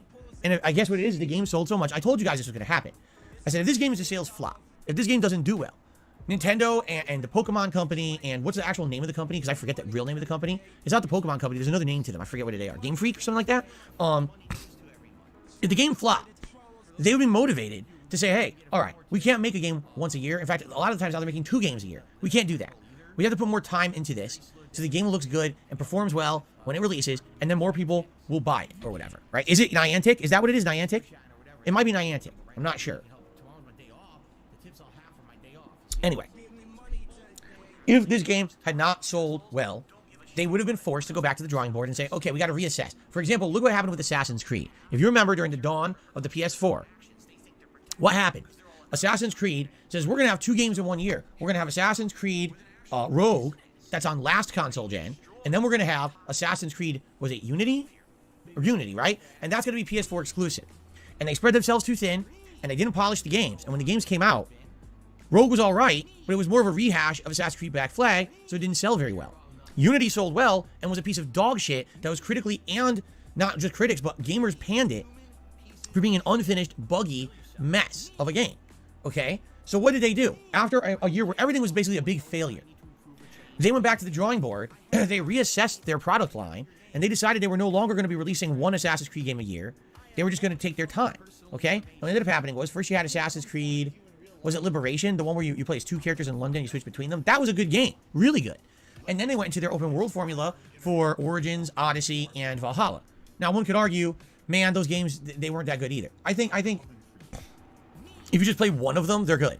If you play all 3 of them, they play too similar. I agree there, but you know what I'm saying? Like, they reassessed, they redoubled their efforts, and they had a couple of big hit games again, all right? The problem with Pokemon is, even when the game sucks, people still buy it because they love Pokemon. They love it that much. They're like addicted to it. It's this hardcore community of fans.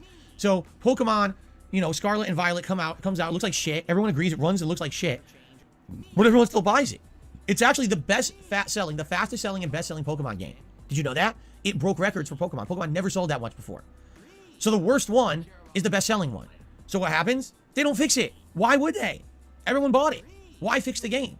Just move on to the next. In fact, I guarantee you they're working on the next game right now. They're not working on this one anymore. They don't care. So they got this DLC coming out in the fall and winter, 2 waves. The Teal Mask and Indigo Disc or whatever it is. It's going to be an expansion set in the Zero area, new Pokemon, new story elements. It's probably going to be good, but it's going to be the same graphics, the same shitty engine that everyone hated on. And people will buy it. People will spend $40 for this DLC, and it will sell well because people can't stop themselves. When it comes to Nintendo, it's like a drug. It's like, man, I can't wait to get my next fix. You're going to buy it as well, you stupid dick. And you know it's bad for you. And you know it's harmful for you to keep supporting it, but you still see the line and you still take that line, suck it right up, right? You can't stop. These people are like so crack addicted to Nintendo content that they won't stop spending money, right? For how many years? I'm just waiting for it by now. I'm anticipating him being racist towards Japanese at some point here. I'm honestly, it's so bizarre that almost every single fucking bingo stream, he has some sort of strange little tangent where he shows some mild racism towards, like, usually Asians, but yeah, it's bizarre. Did we miss a sneak snort? No, we did not. Phil does a thing sometimes where he'll do the action of a snort, but it won't be a snort. It'll just be him fucking breathing through his nose, and there is no audible snort, so I don't count it. Did people scream at Nintendo, we want a Switch Pro. The Switch is underpowered. It's not good enough. We want better graphics. We want bigger storage capacity, faster loading. Dude, the Joy-Cons are faulty. Give us Switch Pro. What did Nintendo say? Literally, they said this. You ready? Here's what Nintendo said to the common customer. You want a Switch Pro? Fuck you. You don't get a Switch Pro. Buy the Switch OLED, which is literally the same fucking console with a slightly tweaked screen and like a kickstand that's better or something. You know, this is the stupidest thing. And guess what happened? People bought it anyway. So what did you think was going to happen? They were going to change their attitude? You keep giving them money, so they will keep giving you shit. This must be like there's a guy who finds a pile of shit and someone agrees to pay him $5 per handful of shit. He's like, this is the biggest thing I've ever heard. I'll just keep giving you the shit. Here you go. Why wouldn't I keep giving you shit? I'll keep giving it to you. I'll load your pockets with shit. Keep giving you the money stream. Like, I just don't get it. It's like these people have Stockholm Syndrome. They like being abused by Nintendo. It doesn't make sense at all, man. But they do. They complain, and then... I like how Phil is like, I feel like Phil is watching more and more attractive content, because everything that we fucking say about him and his audience, how his audience must have fucking Stockholm Syndrome to fucking enjoy the battered wife syndrome kind of thing, where they fucking love getting abused by Phil. Yeah, Phil is now to me it's undeniable. Phil consumes the attractive content so much that he is actually fucking using and borrowing terms that we fucking use on him, and he's using it to describe others for his own fucking shitey podcast. And give the money anyway and reward Nintendo, right? So Nintendo's never going to get better. The Pokemon Company's never going to get better until someone actively says, okay, maybe we shouldn't do this anymore. Maybe we should try to tell them this is bad behavior and stop giving them money, right? It's ludicrous that this keeps happening. So here we go again, because it's funny, because I saw the post about this, and it was like, you know, oh, here's the DLC, and some people are... Well, there you go, confirmed for sure. So Toastman was asking, was that an O somewhere in there? Well, right there, it happened for sure. Just what I'm saying, whenever Phil's being condescending about something, he'll usually begin by going, oh. And it was like, he's like, he's thinking of a thing to say, he's thinking of a clever thing to say, and now he's like, okay, the sentence begins like thus. You know, oh. There you go. Master Doctor says, is Luda a bingo choice in future bingo boards? Oh, ludicrous. I don't understand how often Phil says ludicrous. We could actually have a quick check right now if you want. Why don't we just check ludicrous and type in podcast and see how often ludicrous pops up on the old podcasts. Did I spell it wrong? Am I misspelling ludicrous? Am I spelling it the fucking ridiculous way? Well, I'll say I'm typing it. Ludicrous. I'll just use spell autocorrect. Fuck me, man, I can't. My English was fucking terrible there. There we go. Luda. Jesus Christ, I should have just typed in Luda. I spelled it like the rapper, that's what it was doing. I spelled it like the rapper. Well, the first time anyway, I spelled it like the rapper. Money, yeah, yeah. Money, money. Oh, money, money. Yeah, yeah. Money, money. Thank you very much, Prophet, for Super Chat. It says, Luda!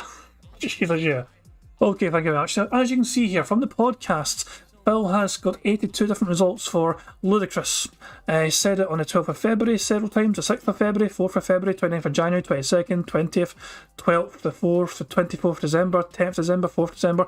He says it like 3 or 4 times a month, it seems. At least on average streams, three or four different streams per month. It seems to be the case. So I don't think that is often enough, frequent enough, to include on a bingo card, because it seems to be not that common. Like 3 or 4 times a month to me, for a stream is not that common for me. But it's a good shout, and I'm happy he suggested it because it means we can look into it and see. Because it does seem to say it quite a few times. I mean, I'm surprised it was that little. I was expecting it to be a bit more. So it was a good shout anyway. Here's the DLC, and some people are happy because they just want more Pokemon content, so they're excited. And then others are actually criticizing. Oh, yeah, but they never fixed the game. The graphics are still shit, so why would I buy it? You're gonna buy it. You're going to buy it. Don't even pretend. Don't feign you're being upset about this. You're gonna go buy it anyway, because you do every time. You know? Now, for me, personally, am I interested in the DLC? Yes and no. Pokemon Scarlet and Violet was a great playthrough. I loved it. I actually thought it was one of my favorite Pokemon games of all time. Seriously, I thought the story was outstanding, and the gameplay mechanics were great. It was only the graphics that really held the game back. And we had a great chill stream mentality for that playthrough, correct? I personally didn't care that much about the graphics. I thought that everything else held up enough that it was worth the money, okay? However, historically, DLCs for me don't do very well. Take a look at most games that I've ever bought a DLC for, and whenever I try it, it kind of flops. I don't get as much. Money, yeah, yeah. Money, money. Oh, money, money. Yeah, yeah. Money, money. Thank you very much, Barrett Wells. So Super Chat, it says, how many copies of Skyrim are under that roof? Probably about 7 or 8. There's quite an abnormal amount of copies of Skyrim under that fucking roof for sure.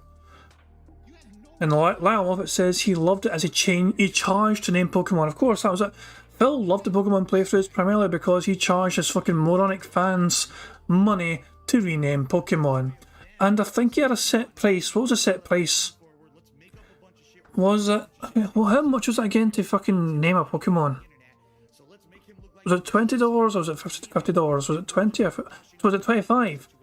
It was $25. So if you gave Phil the 1 Minute Man tip of 25 buckaroos, you got to have a Pokemon named after anything you wanted, as long as it was something that Phil approved of. Take a look at most games that I've ever bought a DLC for, and whenever I try it, it kind of flops. I don't get as much attention, and people kind of get upset that I'm even playing it, and I'm not playing a new game. In particular, with this DLC, the thing that worries me about it is the release timing. The fall and the winter. Oh, you mean the busiest gaming time of the year, when lots of AAA releases are all releasing to the fall gaming season? Am I really going to have time to be spending time and playing a Pokemon expansion. Does it even make sense to think about maybe trying to fit this into the schedule? I don't know. What I would say is, if you guys could give me your feedback, yet again, I rely on you and your feedback. Would you like to see this? Would you like to see me get this DLC and do these 2 story-based DLC releases? Would this be something you'd be interested in, to see Pokemon Return as a chill stream deal? Or do you think it's going to be too busy? Or you think that game's run its course, you don't want to see it again? Or you know what I'm saying? Like, I really would like your feedback on what you would like to see. So, let me know. We have a while between... Why be better? It says, yes, they're adding over 230 new Pokemon, so hell yes. Well, other people are saying, no, no, no, no, no in the chat. So already we got disagreement, all right? Please let me know over the next, 6 months what your thoughts are. We've got a while before the fall hits to think about this and talk about this, okay? So if you could, please let me know exactly what you think, and we'll go from there. Fair enough? All right. Cool.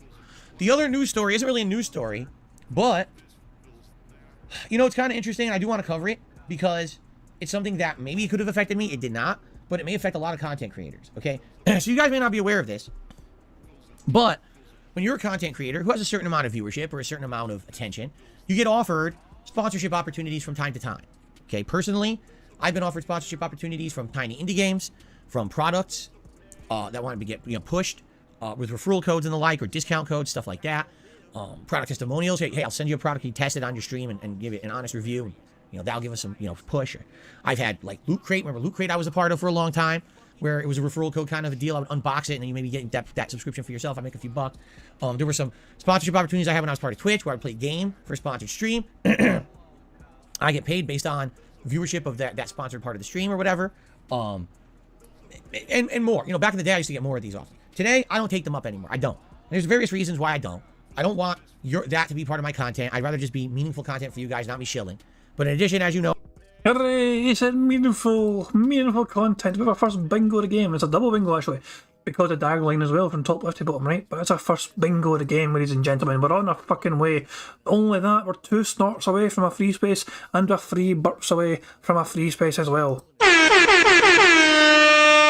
I have a large troll element. Likely, if I tried to take on a sponsorship, they would try to ruin it for me, whatever. It's just such a big mess of stress that I don't need. Right now, if I can make a living just doing the content I love and you guys support it via crowdfunding and the like, then I'm good with that. And that's how I'm operating as a business right now, okay? But, especially if you're a small-time creator, okay? And you're getting offered... Fuck me, man. I've got a few things ticked off at once here. You done a big wide pose and I fucking mentioned business. We have in our fucking bingo. Just like that. Okay? But, especially if you're a small-time creator, okay? And you're getting offered opportunities to make money for your content, you might say, I'm hitting the dream, right? Like, this is what I want. This is amazing, and maybe I can make some money doing what I love, right? But what's happening now is kind of similar. You know what this reminds me of?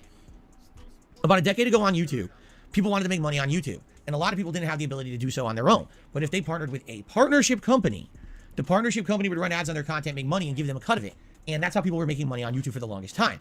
After a while, all these stories came coming out of horror stories. The company's not paying me on time. They're not paying me what they promised me. I decided against being with this company. I tried to get out of my contract, and they told me they refused. And they had locked me into a 5-year contract, and I can't get out. And now I'm like a captive with this company. So this is what happens. When these companies see money and they see profitability, they take advantage of it. What I'm here to talk to you about today is a big thread that's going on right now on social media in regards to Stream Elements. Stream Elements is one of the popular services that you can use to have animations and pop-ups and things happen on your live streams and videos. In addition, it's a way that you can take in money. So for example, you can link your PayPal, you can link other services. You can't, Phil. I can, but you can't. They banned you. I know there's other ways you can do it as well. I've never used any of them.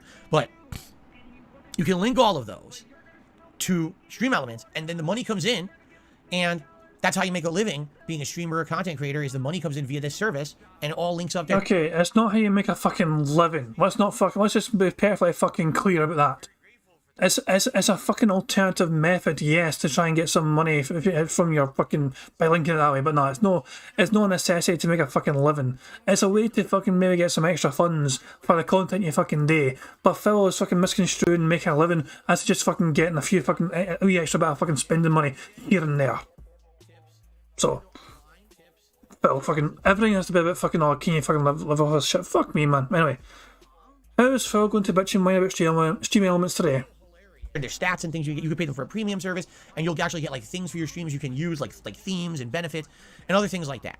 Okay, so if you're part of the Stream Elements program, I don't remember if it was a partner program or whatever it is, they may from time to time hit you up with sponsorship opportunities. Oh, this company wants you to do a sponsored stream and will pay you such and such for this amount of streaming. Yeah. That's not strange. In fact, if I go to Stream Elements right now myself, give me a second, I believe I have such an offer which I just ignored because I'm not going to fucking shell shit on this. Why the fuck would I? You know, I'm not going to do that. But let me just check. Hold on. Let me just go to my. So if I click on sponsorships on Stream Elements. Oh, I don't think I have anything. Okay, I have nothing. I'm sure before I had an offer which I just ignored. I think it's expired now, you know. But there's a page on Stream Elements where fucking sponsorship opportunities will come now and again, and I usually just fucking ignore it anyway. As a sponsorship, okay?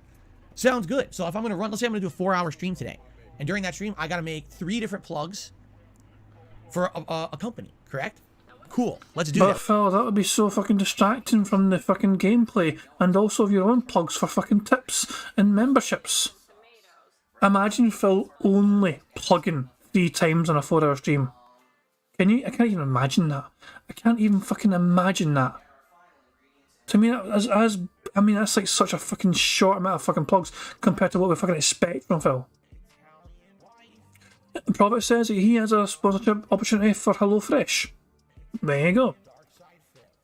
I mean, I think it's probably dependent on region as well. Like, it was strange. Like, I'm pretty certain that they wouldn't get some random, you know, Scottish guy that lives in the UK to try and shill an American product, which is only for Americans or Canadian. You know what I'm saying? HelloFresh, I don't even think exists in the UK. At least not that brand anyway. Let's do the plugs for this company or whatever. Well, it ain't what it's cracked up to be. Let's put it that way.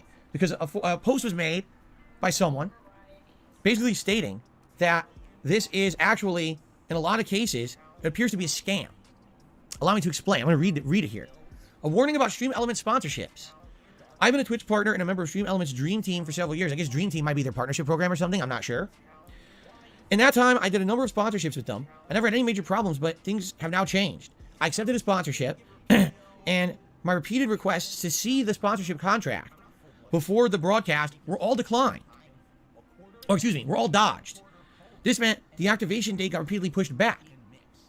When I finally sent them, when I was finally sent the contract for this sponsorship opportunity, it was only an hour before the broadcast that was going to take place for it. I'm a lawyer. I'm not signing things that I haven't read, so I read it. To my surprise, there were a number of terms that had been added and or been changed from what we had discussed. Most egregious was that I had agreed to a 2-hour broadcast for this sponsorship, but the contract contained requirements for 4 straight hours of promotion. From my experience, this seemed to be an attempt to conceal this contract's terms for as long as possible, with hopes that I wouldn't be able to review it in time for my broadcast, and then I would end up missing some of the critical and added requirements, and that would later justify them to just not pay me for my work. This seems consistent with other complaints that I've seen here and elsewhere about Stream Elements just not paying out as they promise. More troublingly, I spoke with a manager who seemed not to be able to identify why this is even a problem. He told me that, you have the choice to sign that contract or not, and if you don't want to, just don't do it. It seemed to him that was just sufficient. His company's naked attempt to bait and switch me seems not to be any concern to him. I would not in good faith work with Stream Elements on any kind of a sponsorship ever again, and I hope that this story makes its rounds and people will scrutinize their sponsorship opportunities more closely in the future. This industry is full of predators who try to profit from inexperienced broadcasters. It's only gotten worse. If you see red flags from any potential sponsor, trust your instinct and move on. I 1,000,000% agree, because I've seen this kind of thing firsthand. It's this simple. If it seems... So it's head%, which is another bingo. By the way, we got a free space because Phil snorted 25 times at least. So, it's just, this is a good bingo card. I'm surprised how well it's doing. Also, Prophet, you might want to fucking read that contract you got with Stream Elements for doing HelloFresh, and just in case they are fucking quite nefarious with your fucking stipulations as well. I don't know. Prophet says, but it's not Stream Elements that's doing a sponsorship, but it's through them, isn't it though? Like, the offer for that sponsorship is hosted by them. Isn't that right? Like, you came across the sponsorship because it was on Streaming Elements' website, so there must be some sort of correlation and connection there between the product they're fucking shilling and Streaming Elements. Like, they would maybe get a cut of some sort, but you think because they're the ones that are hosting the sponsorship opportunity, they would be in some way liable, maybe? I don't know. I don't know. I've not looked into this. I've not actually heard about this fucking news until Phil just said it right here. I know very little about it. I mean, this is the kind of situation where we want a meth bear around to fucking, you know, cut through the fucking law side of things. Seems too good to be true. It's too good to be true. You know, I've had personal relations with partner companies on YouTube that promised me the world. Personal relations makes it sound like you're shagging them, Phil. I'm just saying, it's not the greatest word in my opinion. Personal relations just makes it sound like you're just fucking getting pumped with them or something. With partner companies on YouTube that promised me the world and did not deliver. And then it turns out they were shell companies. They were scams. They were just trying to get you rigged in and then to hook you in and never release you. And it's like, wow, this sounds like someone wants free promotion. This is Phil's Me Too story right here. I need to fucking rewind that. I really do need to rewind this just to get the full context. But yeah, fucking shout out to Phil's Me Too story here. True. You know, I've had personal relations with partner companies on YouTube that promised me the world and did not deliver. And then it turns out they were shell companies. They were scams. They were just trying to get you rigged in and then to hook you in and never release you. And it's like, wow, this sounds like someone wants free promotion. They have no intention of paying anyone. So they do this on purpose, get free promotion for their game or content or whatever it is that's promoting. And then they say, haha, we're not paying you. And what are you going to do? You're just a small-time content creator. You're not rich. You don't have a legal team that's going to sue them for what they owe you, right? So there you have it. Yeah, it's pretty messed up. At any point, you don't know with these little companies what they're going to do. You don't know if they're legit or not. And, you know, I also had another situation where when I was on Twitch and I took one of their sponsorship opportunities, it was for a small indie game. I think it was called like LO Hell or something, which I have no idea if the game ever fully released or ever made any money. But it was from an indie company. And I tried it on stream. I thought it was all right. I didn't love it, but I didn't hate it either. I wasn't going to sit on there and crap on it. I thought it was an okay premise for a game. And I was curious to see what the full game was going to be like because I wasn't provided with the full game. I was just provided with this like demo. So I do the sponsorship opportunity. And a bunch of my trolls and haters go to their Twitter and their Discord and say, you know Darksidefield's playing your game, and this guy is, here we go again, you ready? I mean, I'm going to start, you know how George Carlin, he had his list of words you can't say on TV? I'm going to make up the list of egregious acts that Darksidefield has apparently done. So let's see. And I'm going to say if it's true or not. Let's see. Ready? He's a racist. Yes. He's a sexist. Yes. He's a pedophile. Yes. He's a groomer. Yes. He's a scammer. Yes. Money, yeah, yeah. Money, money. Oh, money, money. Yeah, yeah. Money, money. Thank you very much to Prophet for super chat. It says, lol, the Valeria scam got him fired from Curse. Remember though, Curse said they didn't want to let him go. They really liked his content, but sadly they just couldn't handle all the fucking constant reports about Phil's channel. Oh, Badluck says, prayer hands at the beginning of the rant. Hold on. Done. So let's see. Is that prayer hands or is it just him rubbing his hands? Let's see. Oh, hold on. Right. Okay, yeah, I think we need to count that. He's holding it. He's holding it. It's, usually prayer hands is something that comes when Phil is, like, actually asking for something, you know? Usually it comes after some sort of beggment, you know what I mean? Where he puts his hands together and says, thank you. Even though this is kind of the act of it, he is clearly not thanking anyone here. He's rubbing his hands trying to come up with some sort of word in his head. So I'm not sure whether it should count as prayer hands. It does look like it's praying, yes, but I tried that the other night and I got told nope, because it's just because I paused it. I paused it on the perfect frame where Phil had his hands together. And I wanted to count it as prayer hands and I was told nope. But, I don't know if I should count it as prayer hands because Phil, the whole concept of prayer hands is Phil fucking literally begging people for fucking help and contributions, and in this case, he's not doing that. So I would feel wrong to fucking count that as prayer hands. Just my take on it. I don't know. it's up to you guys. To me, it's the intent. I think the intent has to be there, yeah. Money, yeah, yeah. Money, money. Oh, money, money, yeah, yeah. Money, money. Thank you very much to Black Mage for the super chat. It says they already knew who he was. They just didn't know he was doing the bounty. They weren't happy that Phil Burnell was representing their game. I remember that. Yeah, I completely remember that. So yeah, they were aware of who Phil Burnell was, but they just didn't realise that Phil was playing the game, and they took steps and actions to make sure that that wouldn't fucking continue. And Phil got all salty and bitchy and whiny about it. So yeah. By the way, Black Mage, I do hope you're feeling better, because I was saying, if you guys weren't aware, Black Mage was in the hospital the other day, and dealing with an abscess of sorts, you know what I mean? But yeah, I believe they're home now, and they're all better, you know what I mean? So I do hope you're all well today, for the most part. But yeah, I'm not counting this as prayer hands, by the way, guys. I cannot, in good faith, count it as prayer hands. The intent is not there. Ready?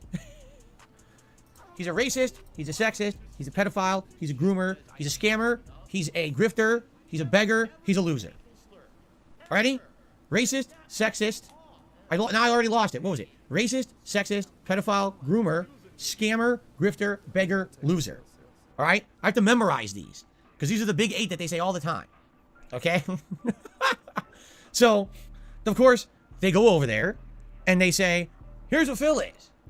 And let's show them all the evidence. And what do? They go back to the clip from 2010, as if this Okay, hold the fuck on. Hold the fuck on. Let's just actually try and debunk this if we can. So, the game was Elo Hell, wasn't it? So, if I type in DSP Elo Hell in YouTube, I'm certain that somebody's probably fucking done. Oh my god, forbidden math done a 1 hour video on it. Oh my god, I did it a few months ago. That's right, I've seen this video. I've seen this fucking video. I seen this fucking video. It's programmed to different segments here. You got the fucking pre-stream showing before sponsored stream, beginning of sponsored stream, the game starts. I don't want to fucking care about that shit, you know what I mean? He's asking things like how you ever played a MOBA, gameplay between menu, but there's a wee thing in this fucking thing where Phil discusses post-stream Q&A. Elo Hell, here we go. This is what I fucking wanted to see. Are you ready for this shit?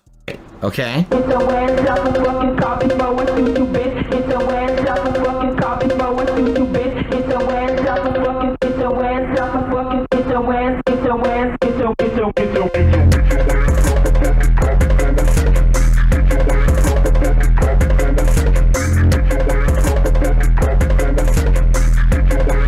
So, for full context there, that tweet that Phil made was not from 2010. This was from 2018. Pretty much right the same time. A day later. This is like a day before he played the fucking game on stream. Hey, Hater, how you doing, pal? Oh, apparently, I've going. People are we okay for connection? Are we okay connection-wise? I seen a couple of people like doing a loading animation in the chat. Are we okay for connection? Are we all good? Are we good now? I think, okay, cool. I just see I had some dropped frames randomly. Are we okay? Cool. So, Phil tweeted a day before playing the sponsored stream game. Just look at the majority of toxic replies I get on social media and you'll understand if comments were on, 95% of them would be from mentally challenged trolls and make the section nothing but filth. It's sad but true. And somebody on Twitter, I don't know who this was at the time, but Taste Test Films, Chip Gaines, is like, this is the guy who played your game, insulting people with mental illness just today. And Elo Hell guys are like, mental illness is a serious issue. We do not condone this sort of behaviour and encourage anyone needing help within the community to reach out to Anxiety Gaming AG for support and resources. They are a fantastic org that has done much for gamers with mental illness. And Lightside Bill says, I had never heard of these guys, giving them a follow. Elo Hell follow up by going, we don't support Darkside Phil and the things he's done that we've been made aware of. We have zero control over who can and cannot use a bounty board system. It's completely automated. We've reached out to Twitch and we'll see what we can do about it in the future.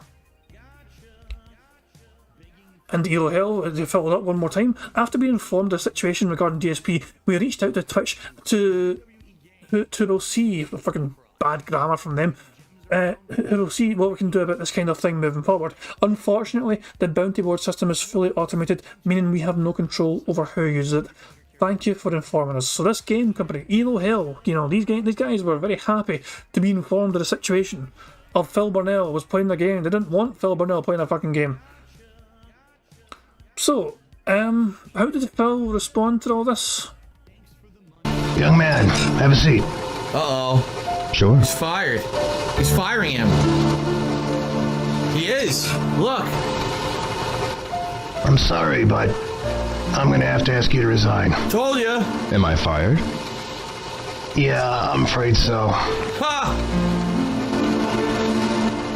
Why? You see, there's been a mess of trouble since you started. Now, I know it ain't all your fault, but, well... And? When trouble starts affecting my company, that's a problem. Wow. You know what I mean? Yes, I understand. Wait for it. Thank you for everything. Wait for it.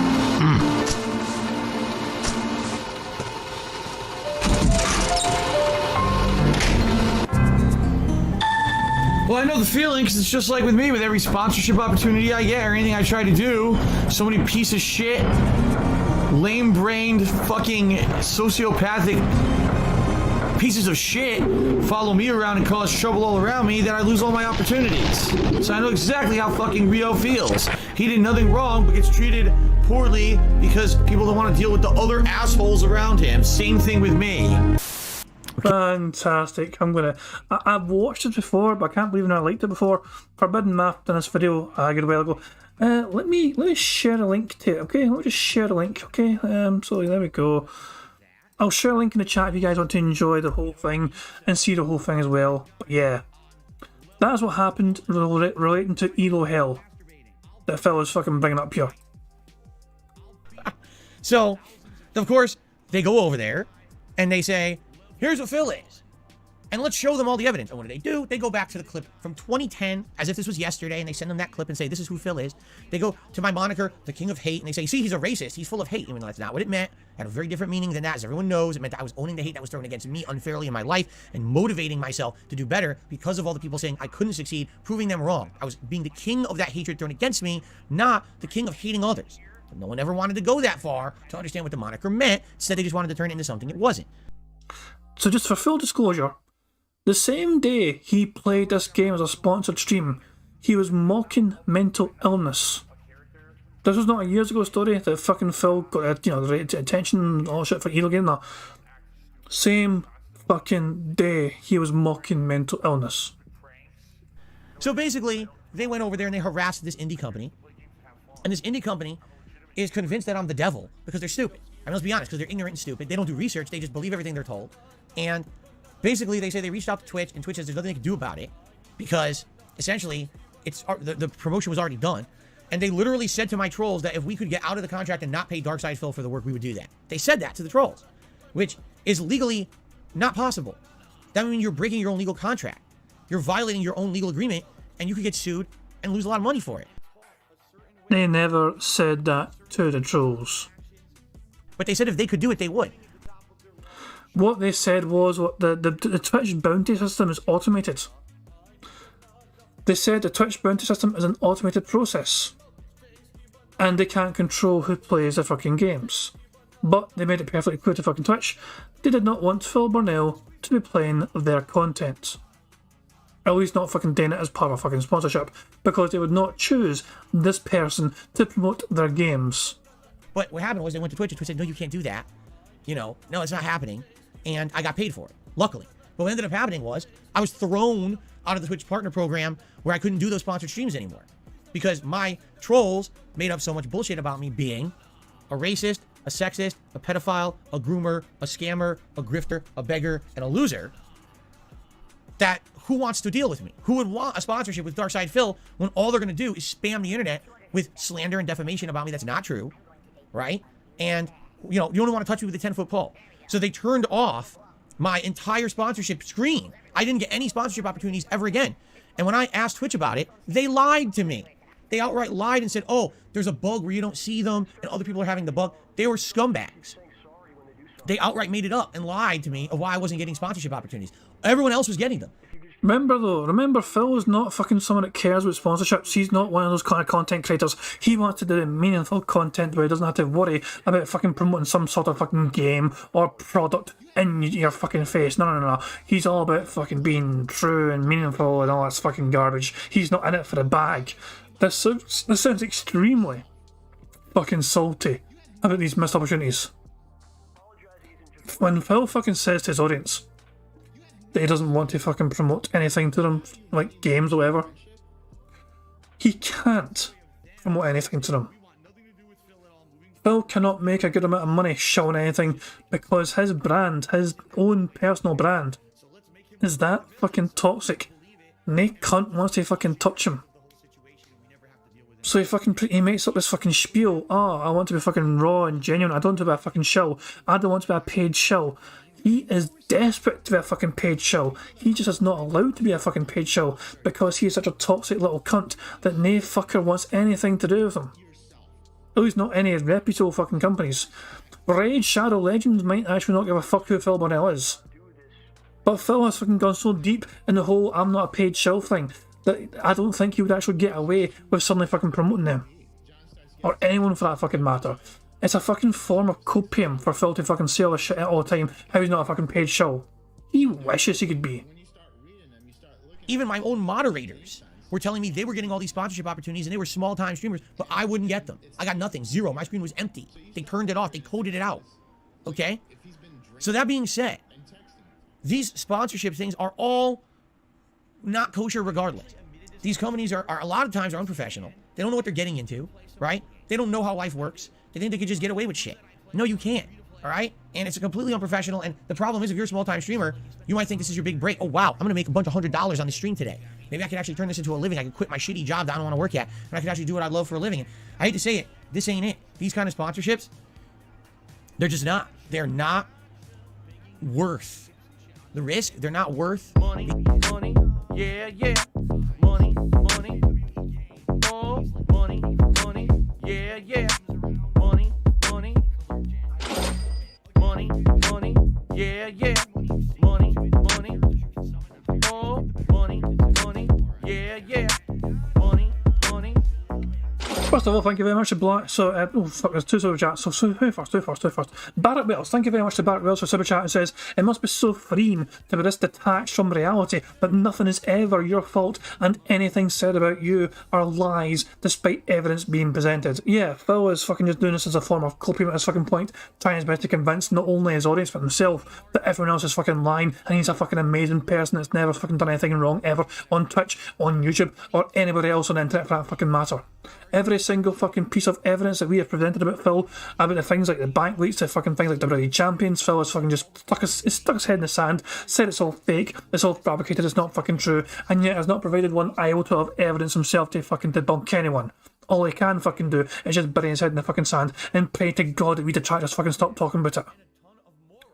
Thank you very much as well to Black Mention Super Chat. It says, if it takes a paragraph to explain your moniker isn't about being a racist, you need to change the damn thing. YouTube's censor is crap. It only took Phil about fucking 10 years to realise this. The King of Hate took about Phil 10 years or so, at least, to fucking think, you know, that's not actually a great nickname for me.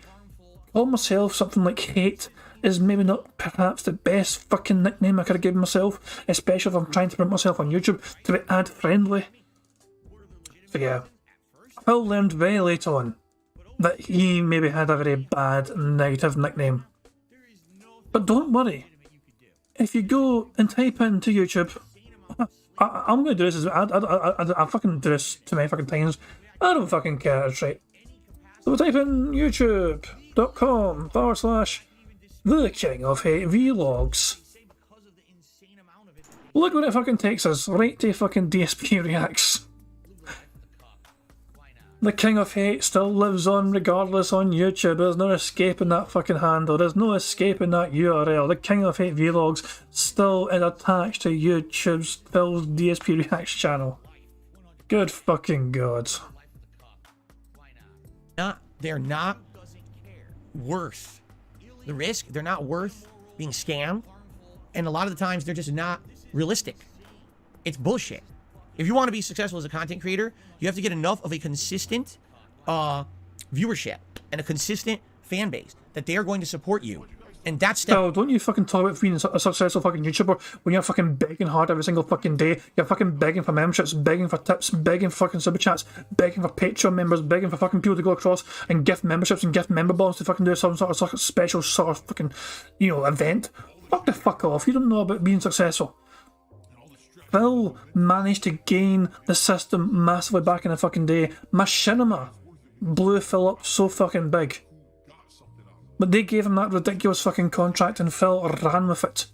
And I've always said, I've always maintained, Phil was he done the smart thing by manipulating the ever-living shit out of that Machinima contract. Part of me believes, really, that Phil helped bankrupt Machinima. Well, Machinima didn't go bankrupt, did they? They got bought out, didn't they? Some sort of fucking kid bought out the fucking company and bought the fucking rights to it, didn't they? And that was it. I can't mind the fucking law, but you get what I'm saying though. Machinima went downhill because Phil's on such a ridiculous lucrative contract. Fucking making ads per a views based contract. No wonder Phil's fucking hyping up views back in the fucking day. He was getting paid off views specifically. So yeah, the more views he got, the more money he made. That's what I'm saying though, it was a smart thing for Phil to do because it was best for him to make as much money as possible. So he spammed up videos like fucking crazy. He killed his fucking channel. He killed his fucking respectability on YouTube in a sense because he just spammed the shit out of people's fucking inboxes and people got sick of it. But he made the fucking money. Step 1. Then step 2, if you want to try to take on sponsorships in addition to already having consistency and you can do it for a living, that's different. But just to say, oh, I'm going to make a living on these sponsorships that randomly come in, whoa. No, because number one, you never know how long they're going to last. You don't know how consistent they are, right? They could go away at a whim. But on top of that, you don't know who's trying to mess with you. Like, it sounds to me like 1,000,000%, a lot of these Stream Element sponsorships, not all of them, probably a lot of them, are scams. Someone trying to get over and get free promotion without ever paying you for it, right? But messed up. So, be careful. Be very, very careful with what you agree to, what you accept. You have to be sure that you're basically going through all the proper steps to protect yourself. Read that contract. I mean, fucking no fucking shit, Phil. Long story short, read the fucking fine print to whatever the fuck you're agreeing to. Fucking nae shit, pal. It's amazing how often people don't fucking look over the fine print for these kind of things, to be fair. But aye, nae fucking shit, Phil. Read the fucking fine print, Jesus Christ. Contract before you do it. You know what I'm saying? You got to read that contract. You have to be careful. You can't just accept that it's going to be everything it's supposed to be at face value, right? So that's unfortunate. And I hope that people read that story and, you know, realize that, you know, sure, maybe we get a sponsorship like that every once in a while. That's the icing on the cake, but don't put all your eggs in one basket and think I could be a sponsored streamer constantly and I'm going to make a living doing this, because you make some bad decisions and you end up getting screwed over, right? Okay. That's really all I got this morning. So I'm going to do some shout outs. We start off today on the YouTube side of things. We had Yuri, who became a channel member at the super supporter level earlier. Thank you, Yuri, for that. I really appreciate that. And then we had Ju Dante. Ju Dante. Money, money, yeah, yeah. Money, money. Oh, money, money, yeah, yeah. Money, money. First of all, it was a very awkward way for Phil to read that fucking name out. I'm going to rewind that for sure. Second of all, thank you very much for Black Mentor Super Chat. It says, promotion without pay is terrible, right? Bodent, in case you guys aren't aware, Das Bullshit, who used to make YouTube videos, is believed to be the editor for Phil's content these days. Phil's edited content these days, like shorts or whatever. Das Bullshit, we believe, is the person doing it. Money, yeah, yeah. Money, money. Oh, money, money, yeah, yeah. Money, money. And thank you very much for Proper for Super Chat. It says that Phil stated on his John and Howard Rambo Reacts, you know, that fucking thing, that respect the pact, the people that edited Project 7 for him for free should have had a contract with him, and he laughed about it. It's very true. Respect the Pact was doing their friend Howard a favour. It wasn't doing Phil a favour. Although he certainly benefited from it, of course. Respect the Pact were guys that Howard knew. He knew them in real life, however. I think he was friends with them and fucking they went to like filming college or something. I can't mind the fucking whole thing about it, but this is Howard's connections, essentially. They fucking got these guys in to fucking film and edit the fucking show for him. For free. And the fucking one time that Phil was fucking encouraged to throw him a bone, Phil said, you know, oh, they don't want that. They don't want money. And then Phil spun some sort of strange story where he's like, oh, the day we're going to go to a coffee shop and meet him, I had bad diarrhea and had to cancel. And that killed Project 7. Phil's poorly timed bill movements that fucking came en masse killed Project 7 from continuing because he didn't fucking get to meet with respect to Pact to try and agree some sort of fucking contract. Ju Dante, who did a super chat. Phil, which Tales game would you like the most? Oh, did you like the most? Would you like to play the Tales of Symphonia remastered? Out of all the Tales games that I've played, I remember Tales of Vesperia. That one I played before I was a YouTuber. It was a time period in 2017 when I was trying to get back into, well, I think it was either 2017 or 2018. I can't remember exactly which year it came out. Wait a minute. I'm completely misspeaking here. Allow me to try this again. All right, that was completely wrong. It is Tales of Vesperia, but it was either 2007 or 2008. Excuse me. Before I ever became a YouTuber. This was a year when I was trying to leave the competitive Street Fighter scene and re-immerse myself in the realm of console gaming. And I decided that I wanted to play a bunch of different kinds of RPGs. In that one year, I played BioShock, I played Mass Effect 1, I played Blue Dragon, I played Tales of Vesperia, I played Lost Odyssey, all in 1 year. Okay? So, I really like Tales of Vesperia. I like the art style. I actually like the action-based combat of it. And the music as well. I liked it so much because it really looked like an HD anime that I was interacting with. I liked it so much that I ended up like getting every achievement in the game. I grinded out and got every achievement possible in the game because I liked it that much. So, excuse me. I would say Vesperia is my favorite. Now, over the years, I played others. I tried the Tales of Symphonia re-release. I think it was on PS4 at one point, and I didn't really like it. I only played it for like 10 or 12 hours. I got kind of bored, and so did my audience, so I dropped it. I tried Tales of Exilia. I played the first one, and I thought it was all right. And it was actually one of my first long-form JRPG playthroughs ever, so people enjoyed it. But when I tried to play the sequel, it didn't work. It was very boring and repetitive and reused a lot of the assets from the first game. So I didn't like it as much as the first one, and that one I actually dropped, okay? Ooh, excuse me. So, yeah, there you go. I would say Vesperia. Now, would I play Tales of Symphonia Remaster? I don't know. We tried playing it once and it didn't work.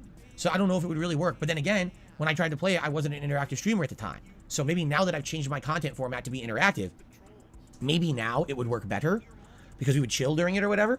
But at this point, I would not consider it. But thank you very much, Judante, for the super chat. Moving over to the YouTube side, the tips side of things. I do have a couple dollar tips, but keep in mind sometimes these are troll tips. Let's take a look here. Oh, my nose itches. So someone threw the dollars and maybe we shouldn't rely on a few people to give bomb hundreds of members a month. I mean, it's a valid point. As much as you might say that's a troll tip, it's a valid criticism and a valid point that here on... I mean, it's a simple statement of fucking fact. This is absolutely... You can fucking perceive it as a troll tip if you fucking want to, Phil, but the simple fact of the matter is the guy is being 100% accurate. You are absolutely fucking begging for somebody to come along and save the goal. You're begging for some massive member bombs. So yeah, I mean, dismiss it all you want as being some sort of fucking troll tip, but this is absolutely spot on. One more time for those that didn't hear the back. So someone threw the dollars and maybe we shouldn't rely on a few people to give bomb hundreds of members a month. I mean, it's a valid point. As much as you might say that's a troll tip, it's a valid criticism and a valid point that... Also, criticism. Fuck me, man. Hater says, he actually quoted Phil, I don't depend on whales for my success. By the way, yeah, exactly. Phil tried to claim a few nights ago, or was it last week, that Phil does not depend on whales for his success. Aye, you fucking day, pal. We have a very ridiculously detailed tips tracker that conveys all the whaling that goes on from a select few that really do keep you fucking afloat. It's incredible. Barrett Wells says, so why did he freak out about the adhesive on the LEDs if the person was just stating facts? Phil, you know what Phil's like. Somebody pointed out something obvious to him, and Phil's so smart he wouldn't miss something obvious like that. Oh, wait a second, he did, because he's a dum-dum. But now Phil's going to look like a fucking arsehole because he called the guy stupid straight away without checking the simple thing. Yeah. That shit was unbelievable as well, man. Raziel the Lost says he wants the Dents to keep the same level of donations and members and views on this channel, DSP Gaming, but also spill extra over on his other channel. Note he wants it extra, not a spread, exactly. It's getting to the fucking point where I don't know what he was expecting, to be honest. He knows that he struggles to sometimes fucking hit all the goals on DSP Gaming. So diluting his content, well, smart from a sort of kind of YouTube point of view for terms of organisation, because DSP Gaming is just strictly for gaming, and now you can fucking put all the React content on DSP Reacts. It makes it easy to fucking find that shit. But the problem Phil has is still fundamentally that not enough people want to fucking watch his shit on DSP Gaming. There's not enough interest for it. There's not enough demand for it. Getting a few hundred fucking views per fucking video is not, and also getting your fucking inboxes spammed 7 times a fucking day. Nobody fucking wants that shit. Here on DSP Gaming, every month, I mean, historically, what we've had in the last 1 to 2 years is you get a few generous people who come by and gift a bunch of memberships. And it just soars our numbers. And then they don't get retained. For example, at one point I had over 1,000 members, right? That was last year. And then they slowly tapered off, right? We started with 1,000, then it went down to like 800, then it went down to 700, then 600, 500, 400, now we're down to 300 again. If anything, I think what we can see is that we have around 300 to 400 consistent members that are going to stay in members no matter what. That's my baseline. And then, if I'm playing a more interesting game to certain groups of people, they'll choose to become a member during a certain month. And then, if it's someone who's generous and wants to help out not only the channel, but also other fellow viewers, they'll come and drop, you know, gifted subs and bombs. And, you know, this is all easily able to be figured out. You just analyze just the data, okay? So I'm not stupid. I've actually said to you guys, I feel that here on DSP Gaming, I have 1,000 hardcore fans. I believe this. I believe that I have 1,000 fans, and each stream about 300. I'm sorry, but every time he fucking says this shit, I've got to fucking just face palm myself massively. He thinks he has 1,000 hardcore fans. 1,000 hardcore fans. Try dividing that by 10, and you might be more accurate. Can usually show up live, and I have another 700 who will watch everything I do on demand, and it depends on the playthrough, because some will only watch certain games while some watch others. But I feel like we have I have 1,000 really supportive, solid, hardcore fans here on DSP Gaming, and that is amazing. Name them. Name them all, Phil. I'm waiting. Name them all. List them off. Go on. You like fucking talk about evidence and all that shit? Tell us all your fucking hardcore fans that you're aware of. Go on. I'll give you time, Phil. Read them out. Because that 1,000 dedicated people allow me to create curated content just for you. You like the curated content I'm making, and you support it. You guys, you are the 1,000 who out there keep me going. The 1,000 few. The 1,000 hardcore. The 1,000 hardcore silent majority. Jesus fucking Christ, man. What the fuck is wrong with this guy? They let me do what I love for a living, and I really appreciate that. Now, aside of that, I have more fans than that, but these are not the hardcore fans. These are maybe more the casualized fans. They'll come back when I'm doing a playthrough or something they're really interested in. Oh, there's a hot new game out? I'll watch Phil play the first 10 parts of it, and then I'll move on. That's why, case in point, when you go to DSP Gaming and you look at, you know, the main channel page and you look at the playthroughs that I've got listed there, you'll see that part 1, 2, 3 of each playthrough typically will get more than 1,000 views. I mean, right now, Hogwarts has 9,200 views on part 1, but that's for various reasons. People want to just check out that first part, and then they move on. A much better gauge of those who watch the content all the time would be looking at things such as my Level 1 podcast. Ooh, fucking hell, boring. By the way, Money, money, yeah, yeah. Money, money, oh, money, money, yeah, yeah. Money, money. I was about to say that Trash Man gave a super chat and it's not played a notification yet. And right as I was about to fucking, you know, talk about that, it played for me. So I don't know why it took that long for it to come through Stream Elements is a little bit strange lately, I think, sometimes for loading the shit. But thank you very much to Trashman for the super chat. It says, reminder, he had to be view blotted in order to get those 1,000 members, since you need viewers on the stream to gift memberships. Precisely. That was a really fucking shady thing that fucking happened, that fucking thing for Phil to all of a sudden get over 1,000 fucking memberships. Because he randomly, arbitrarily decided to turn off slow mode as well. I don't know why. He did it on some sort of strange fucking whim where he turned off slow mode for 1 fucking second apparently or some pish. And all of a sudden, the most random fucking people in the fucking world that never fucking came back to the DSP Gaming ever again were getting fucking given memberships left, right and fucking centre. Phil went, hold on, can we find, yeah, I'm pretty sure we can fucking find the details of what fucking happened. Here we go. Phil went from 494 fucking members, and then the following day he had 828 of them. And that shit happened again a couple of days later. We got gifted over 200 fucking members. But Phil just went up a fucking ridiculous amount of fucking members, and they practically doubled in size within a space of a couple of days because of fucking bots. And Phil turning off slow mode suddenly just to see what happens. Very, very smooth, Phil, just to see what happens. You just see what happens all of a sudden. It's like, aren't these real people? Are these? For fuck's sake. So yeah. Phil, I mean, it's a strange one. Why would somebody... I can't understand what will be in it for the person that's gifting Phil the memberships. If anything.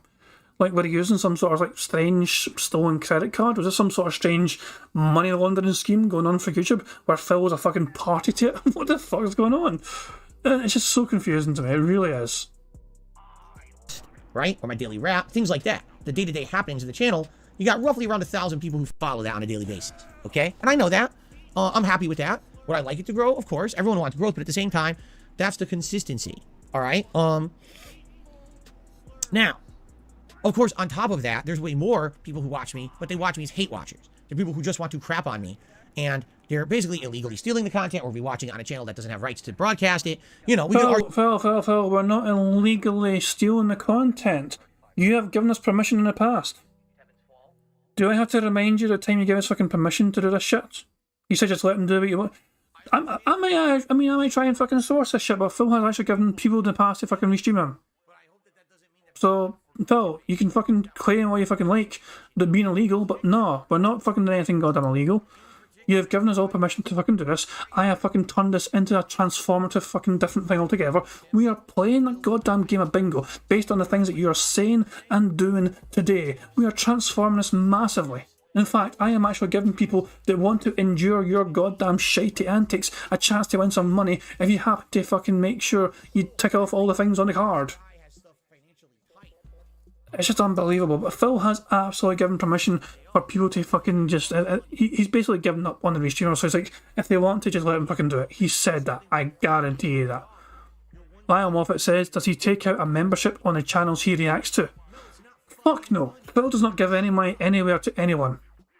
Argue about that as well, that actually my fan base is much larger. It's just that it's not all of a positive fan base. There's a lot of hate watchers out there, thousands upon thousands of them, correct? I think we can agree to that too. But when it comes to membership, right? It's hard to really motivate people to become a member. So have we got an idea there from numbers? Phil said he has 1,000 hardcore fans, but there are thousands and thousands and thousands of detractors and haters. The silent majority are no longer the majority, according to Phil Bonnell.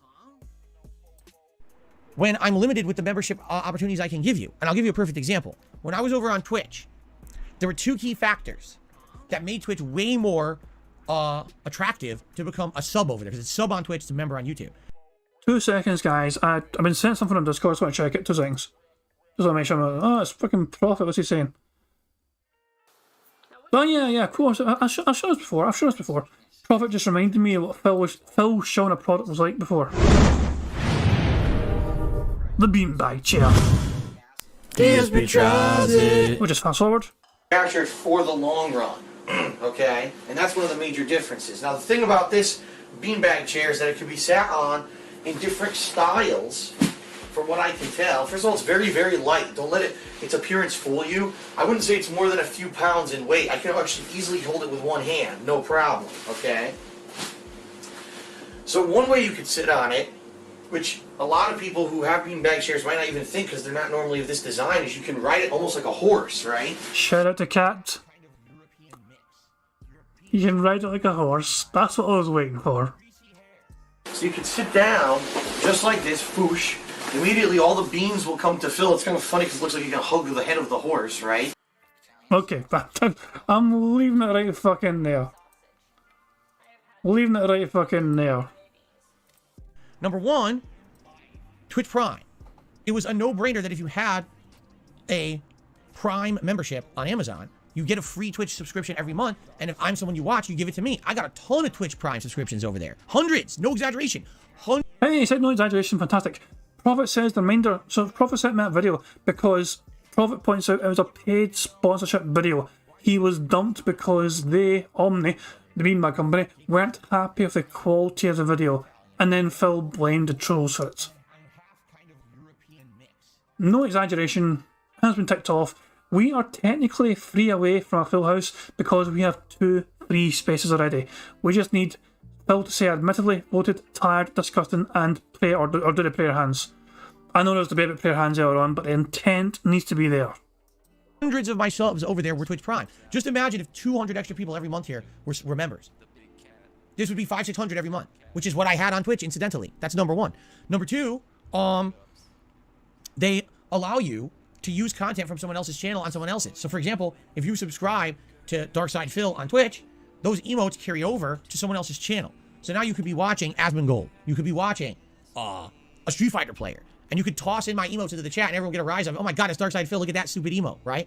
People liked doing that. So that was more incentive to actually become a sub. Over here, YouTube, sadly, very sadly, limits what you can do with a membership. I made memberships cheaper here because I did feel that the value of memberships wasn't as good on YouTube as it was on Twitch. And therefore, that's why I lowered the price. On Twitch, it was $5, here it's $3.99, okay? But I can't make YouTube catch up to Twitch and make it more appealing. I just can't. I don't know how to do that because I'm... No. Phil Burnell, hold on a second. You said you set the price at $3.99. Why didn't you just decide on making it $4? Yeah, me and Francesco had the same mindset there where Phil fucking called out somebody who's giving him a fucking 99-cent super chat. He's like, oh, you're always giving me a fucking 99-cent super chat. Why not just make it $1? I'm surprised why you're always making it 99 cents. And Phil, that was Phil yesterday, bitching and whining essentially. And he tried his best not to fucking sound like he's fucking bitching and whining about it. But Phil was absolutely fucking trying to question why the guy was not giving him the fucking full $1 and why Phil was only getting 99 cents for the fucking super sticker. And here's Phil only charging $3.99. Why is he not charging for the full $4 fucking dollars? You exactly. I'm actually giving you more features here on YouTube than I did on Twitch. I'm giving you the ability to have priority for Ask the King. I'm giving you priority for nominating and voting on things for special events. We didn't do that on Twitch. I give you more features here, okay? The simple fact of the matter, Phil Bonnell, is this. You're only offering $3.99 to fucking become a member of DSP Gaming. But you only have 320 odd, 330 odd people that are members of their own volition. They were not gifted to them. There's about 330 people who are willing to part with their fucking money themselves and give to you because they wanted to become a fucking member. Any other additional members are not fucking there because they wanted to become fucking members, essentially. No, they were there because they were gifted a fucking membership. You got to keep in mind, Phil, that the amount of people that want to be a fucking member of DSP Gaming, who are willing to give you fucking money to be a member of DSP Gaming, is only in, at most, the mid-300s. And he can't comprehend the simple fact. The simple fact of the matter is he's not doing enough. He thinks he's doing so much to fucking offer incentive to fucking people to become a member of DSP Gaming. But he just started a fucking show saying there's going to be no fucking goal. There is, the goal is to get 100 fucking members. And if it fucking hits that, they'll talk about what they fucking do as an event. There's no incentive anymore. There's no point to it anymore. It's all about just fucking lining Phil's fucking pockets at this fucking rate for him to get fucking more members. So, good fucking luck with that, Phil. Good fucking luck getting that member bomb. So there you go. But I can't do that. So with the limitations that I have on YouTube, there's not much that I can really do to make memberships more appealing. So I knew moving from Twitch to YouTube, I was immediately going to lose that level of support, and I have. On Twitch, making the same kind of content that I make today, I consistently had anywhere from 600 to almost 900 subs every month. People who would actively renew because they liked it. Well, as soon as I came to YouTube, I lost probably, arguably, 500 to 600 of those ongoing supporters every month. And that amounted to, no exaggeration, thousands of bucks. And that's not good. You know, that's what I've been struggling with for 2 years. I went from making this much on Twitch to this much on YouTube and trying to make up for it with other people supporting in other ways, like more super chats and tips and things like that. Where do you think the tips goals came from? My butt? No, they came because I needed to kind of make up for the fact that I had lost so much on Twitch. By leaving Twitch, I should say. Okay? So, yeah, I agree with you. We shouldn't be relying on 1 or 2 people coming to this channel every month and saying, oh, I'm feeling generous. Let me drop a bunch of memberships on Phil this month. You're right. But number 1, I don't control that. And number 2, I'm doing everything I can. I'm getting feedback. I'm trying to give you what you want. And if that still doesn't convince people to become a YouTube member, all I have to say is then it must be YouTube. There's a very good point there made by Raziel the Lost Terror. Okay, so Raziel Law says that on Twitch that Phil charged $4.99 for tier 1 subs and he got 50% off it of what Twitch took. So basically Phil got $2.50 for each fucking tier 1 sub. On YouTube charged 70% and Phil is fucking charging $3.99 per sub. So sorry, per member. So Phil is getting $2.79 or $2.80. Technically, Phil Burnell's making more per membership on YouTube than he was on Twitch when it comes to the fucking splits. Which is a very good point. Actually, I completely forgot about the fucking cuts that Twitch take compared to the cuts that YouTube take. So arguably, Phil Burnell should be, if he was as popular on Twitch as he was on YouTube, for example, or other way around, if he was as popular on YouTube as he was on Twitch, Phil should be making even more money from his memberships. Because he is actually technically making more money from per membership on YouTube compared to Twitch. But alas, he's not fucking popular. Right? If I was on Twitch doing the same thing I'm doing now and I had 900 subs, but I'm here on YouTube doing the same thing and I can only get 300, where's the difference? Where I'm streaming. That's it. You know what I'm saying? I mean, Twitch is also the most popular streaming platform on the fucking planet, for a start. Also, it's actually very easy for people. I mean, it's easy to be on YouTube to fucking give memberships these fucking days, but the fact of the matter is, people just seem to be willing to fucking do it more often on Twitch because, as you say, there's actually more perks to being a member on Twitch because it's fucking cross-channel. You can use those fucking channel perks across multiple different Twitch channels. So the fact of the matter is, for you, being an individual on DSP Gaming on YouTube is not worth people becoming a fucking member. And Heather P says he schooled the system there.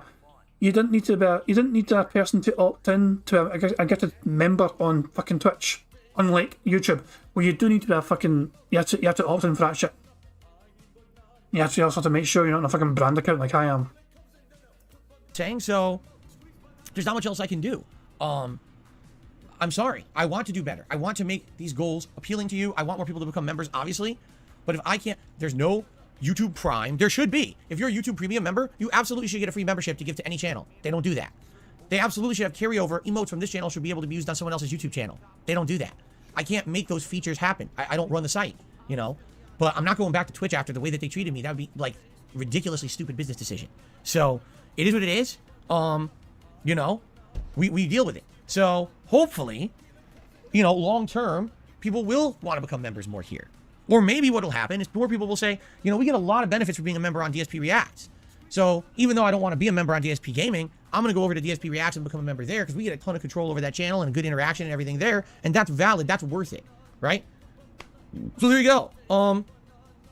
There's not much else I can do about it. You know, if we get it, we get it. If we don't, we don't. I'm not going to harp on it. But you're right. It's a valid criticism that every month it seems like we hit the goal because someone comes in and is generous and gives membership. Correct.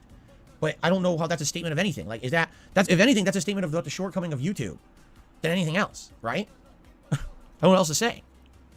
Okay. No, really, it's a fucking statement of how fucking much you are so unappealing with your memberships that people don't want to give you fucking $4 to become a member. Your 1,000 fucking strong, hardcore fucking member fucking thing don't want to part with 4 of their own dollars. Just bear that in mind, Phil Burnell. You are convinced that you have 1,000 fucking hardcore viewers or whatever, fans, or 1,000 hardcore fans. You actually split up between fucking fans and haters or whatever. You believe you have 1,000 or so. And yet, of those 1,000, you have 70% that don't want to give you $4 fucking dollars a month. 70% of the 1,000 strong silent majority don't want to part with 4 of their own dollars to support you. That's what you're saying, Phil Burnell. Okay, continuing on.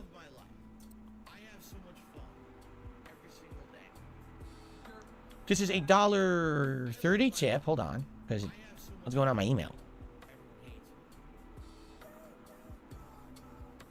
Okay, I got a giant thing to read here. It's a $1.30 tip from an anonymous tipper. It's a giant paragraph, so bear with me while I update this and I gotta read it. Money, money, yeah, yeah. Money, money. Oh, money, money, yeah, yeah. Money, money. Thank you to Francisco Ramos Mejia for a super chat who says, imagine if Phil got on Kick. Jesus.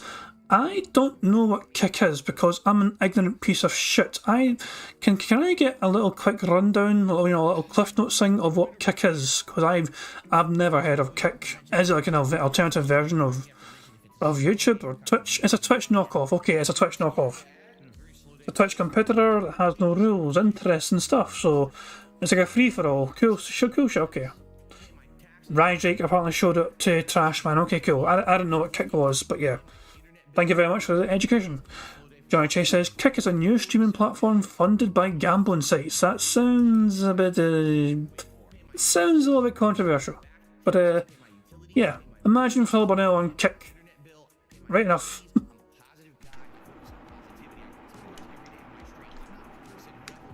There we go. Would you consider bringing on the person who edits your shorts into a more full-time position in your business? Because I feel like they've edited your gameplay videos into more digestible videos, such as editing out the boring parts with making them a lot less redundant. With that said, are you considering consolidating the gameplay uploads just like you're doing the React content? Consolidating the gameplay uploads just like you're doing the React content. What does that mean? I understood the first half of the statement. The first half of the statement was, you have someone who's making YouTube shorts for you. The YouTube shorts are good. We like them. Would you consider bringing them on? Maybe, hiring them, right? To do, I guess what they're kind of saying is to do edited style content for you, like to do montages, to do this kind of stuff. So I guess that's the first half of the question. It's not even a montage. They're asking essentially, can you fucking get this person to edit your actual fucking playthroughs so the boring crap is cut out? Because people aren't really wanting to fucking see only the raw shit. Like having a raw fucking option is not a bad thing. That's what she fucking said. I know I fucking worded it very badly. But people also want a fucking choice. It's nice to have a fucking choice between a fucking edited fucking part, an edited version of fucking events where you cut through all the goddamn fat and you get to the fucking juicy bits. Or if people actually fucking want to see the whole thing and all its fucking glory, they can also have that as a potential option. With Phil Bonnell though, you do not get choice. You have to fucking endure the whole goddamn thing no matter what, unless someone makes this decide don't play, like Outsider. I don't understand the second half, which says, are you considering consolidating the gameplay uploads like you're doing on the React content? What does that mean? That's what I'm confused about. I mean, so right now you're fucking spamming DSP Gaming with 7 videos per fucking day. You are holding back on DSP React to only 1 or 2 videos per day. The fact that, yeah, imagine, how would Phil fucking not spam as many fucking videos on DSP Gaming? Let's see if Phil can work out. How am I consolidating uploads of the React content? I'm not. You are.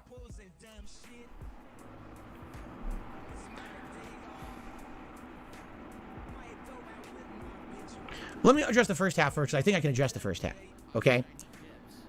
First of all, as you know, I have to be incredibly careful about talking about anything because my trolls.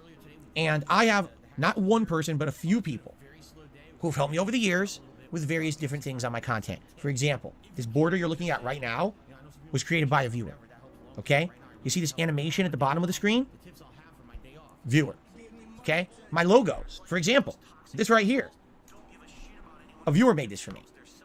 Phil, why don't you make your own stuff? Because I don't have the know-how. I don't have graphic design experience. I don't have programs to do it. I don't have time to do it. Then why don't you fucking pay them for all their hard work, Phil? If people fucking work hard on something and give you something for it, sure, they should be fucking rewarded for it. I have so much content for you guys. I don't have enough time to sit around doing that stuff. I'm a one-man show here. So I'm very appreciative, all right, of people.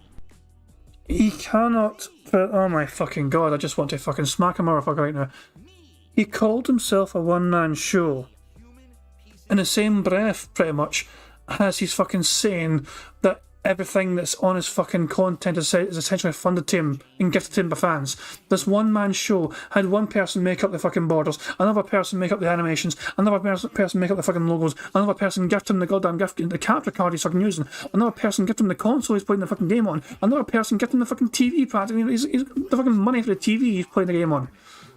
But he's a one-man show. He's all a one-man show, despite all this fucking massive amounts of fucking help from these fucking dent heads to fucking make sure the show goes on. He's a one-man fucking show. Phil, you're also fucking earlier on talking about you need fucking, you know, ideas for things to fucking watch on HBO Max to fucking react to. You're looking forward to fucking watching the new Batman movie so you can react to that next night. Shit. You have plenty of fucking time. What you lack is the ability to manage it effectively. And as our prophet says, he's dancing the question, he doesn't want to answer it. Who support my content in other ways than just financially. Because there's some people who support financially, and that's super duper appreciated, but these people who do this kind of stuff, it's just as important, if not in some cases, even more important. The lighting behind me was a fan who gave me this LED lighting and said, just on a whim, try it. And I had no confidence it was going to look good. I turned it on and look how good it looks. Now my streams look way better than they even should, right? I kind of look professional. For the first time in 15 years, I'm in HD. The camera I'm using was donated by a fan. You see what I'm saying? So all that being said, I'm sorry. Son of a bitch, I didn't even fucking play the horns, sorry. I thought I wasn't on the fucking... I thought I was on YouTube, not OBS, I'm sorry, so the horns played accidentally. One-man show. After you fucking read all that shit out, you're a one-man show. I'm in HD. The camera I'm using was donated by a fan. You see what I'm saying? So all that being said, I'm so grateful, all right, to those who do that. But the thing is, number one, I just want to make this clear. It's not one person, all right? Here's the thing. People know how bad the harassment gets with my haters. I think you all know this, correct? And they get so obsessed with shit that they will actually create their own narratives and then go with them as if they're true, even if they're not, and create these phantom scenarios that don't exist, all right? They truly believe, I'm not kidding you, that the vast majority of support that I get financially on my streams is from one person. They actually... I don't believe that. I think it's a handful of people under sock accounts. But I don't believe it's one fucking person. We do, one thing we do say everything is OIC or whatever, you know what I mean? That's something we do, but this is a fucking joke. Anytime we see a fucking sock account, we immediately say, as a joke, oh look, it's another fucking, you know, fucking sock account from, you know, OIC. That is something we do, but I think most people are just joking about that. There's a lot of sock accounts out there, they're clearly sock accounts, and yeah. Fact of the matter is though, Phil Burnell is not got just one fucking fan giving him money all the time. It's more like, if I had to fucking guess how many Phil, you know, actual whales Phil had in an actual round number, I'm going to say a dozen. A dozen that I'll consider whales. A dozen whales. They're not regular. But the fact of the matter is they still give regular enough in large amounts to be considered a whale in my opinion. Guys like, honestly, 1 Minute Man's the most obvious fucking one, but Emo is an obvious fucking whale. Emo's only there once a fucking month or something. Like, they're an obvious fucking whale because they fucking turn up and they give massively in fucking member bombs and tip as well massively during Elden Ring, for example. Raziel Law says DSP mutes, deletes bans, and ignores everyone saying anything he doesn't like. There's nothing trolls can do since he won't listen to, so he's in no danger in telling the truth except exposing lies. Pretty much it. Phil likes to fucking hide behind this fucking, you know, this kind of fear. The fucking detractors are all evil and they're the boogeyman and all that shit, you know what I mean? They're going, we are the monster hiding under the fucking bed and all that shit. The truth of the matter is that anytime Phil showed off shit on his fucking content before, if he was downstairs in the living room or a kitchen, we would spy these fucking random Tanqueray bottles of gin. We would spy a brand new fucking gadget Phil bought in his fucking day or some pish, like some sort of $200 coffee maker. We would spy some sort of extravagant fucking bin he's got, which would cost him a fucking few $100 fucking as well, because it separates two different things, like, you know, as the things that's, we spotted all these fucking things. Whenever he fucking showed off his fucking home, we would spot the amount of money that he was clearly spending on these fucking, during his days off, and we would share that information with people. And Phil said this information hurt him. Imagine being hurt by fucking people spotting the fucking things he was buying for his home, and Phil claimed this information hurt him because we pointed out the things that he was showing off willingly in his content to his viewers. So that's what Phil means when he says that, you know, the anytime I show anything off, it hurts me. Because we fucking point out the fucking amount of money that Phil spends, and we fucking see anything we don't recognise. If we see a new thing in that fucking home, we fucking point it out, we work out what the fuck it is. And yeah, we establish how much money Phil spent. And Phil hated that. because it meant we were fucking cash tracking how much he was just splashing the cash. Well, fucking begging profusely. Actually believe that. It used to be, they thought that it was Darth Vidar Viking, right? When he used to be my moderator. Oh, it's always him contributing. Then all of a sudden it became, oh, it's only iced coffee. He's the person who's constantly throwing Phil all of his money. And then it just, it's just the next straw man, the next bullshit. I mean, do I have big contributors? I do. But no, the vast majority of shit that happens is not coming from one person. That's ridiculous. And the same thing when it comes to the content on my streams, this is very much community effort. The border, the animation, the camera in front of me, the lighting behind me, this is all a community coming together, submitting things in order to make stuff happen. You understand? Do I have a few go-to people? Community effort, man, like fucking community service, man. You don't fucking pay them, so they might as well be fucking doing it as if they're in fucking trouble or something. They give you this, what do they get back? Googats. They don't get fuck all from you, Phil. People who I go to for content when I'm in a pinch? Yes. Do I go to some people for if I need help and something's gone wrong with a video that's corrupted, and hey, can you help me with this, figure out how to do it? Yes. Is there someone who makes a lot of YouTube shorts for me? Yes. Okay? But these people who make up these insane conspiracies are just that. They're nutty conspiracy theorists. They're wrong in everything that they say and do. They've actually honed in on a couple people who they think, are the creators of all of my content. They're wrong. And it's pretty nasty with the level that they've gone to harass certain people on the internet, and they're not even the right people. Okay? That's the messed up part, because they're so nuts that they just make wild assumptions based on no facts. Oh, I know about this. Take a look at all the conspiracies thrown at me on a daily basis that they say are factual, that are not. And this is just another case. Remember, he ignores what the trolls say and do. Remember this fucking whole policy Phil had of ignoring all the fucking troll shit, shit, the troll bait. Remember he fucking said he wasn't going to fucking let it get to him, whatever, and it's all, he's going to just kind of roll on positively, not shit. We are always and forever will be living rent-free in this fucking empty pig greasy head. Yeah, and Prophet's saying this isn't what was asked for the question. I can't even remember what the fucking question was. You've been going on for so fucking long.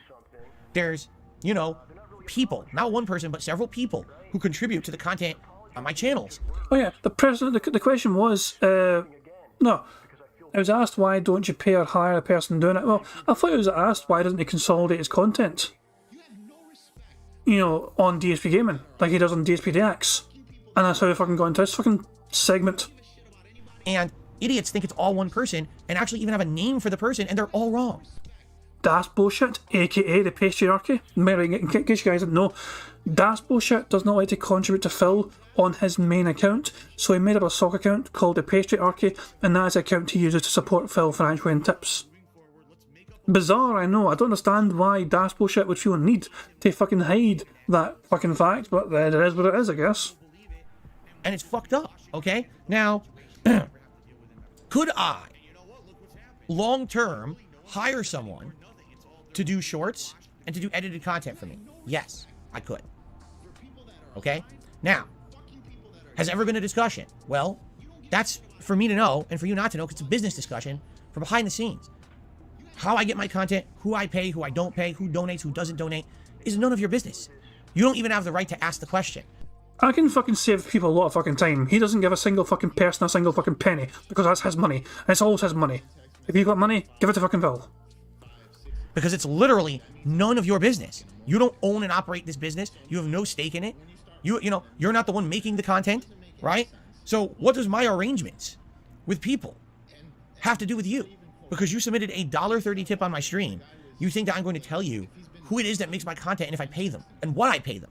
You're out of your mind, okay? You're basically trying to dig into something that's absolutely none of your business, all right?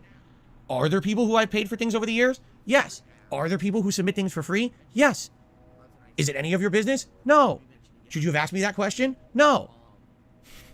The question wasn't a bad question. I feel like I need to rewind the fucking thing just to show you guys what the question was. He's thrown at me on a daily basis. God damn, I fucking had this for so long.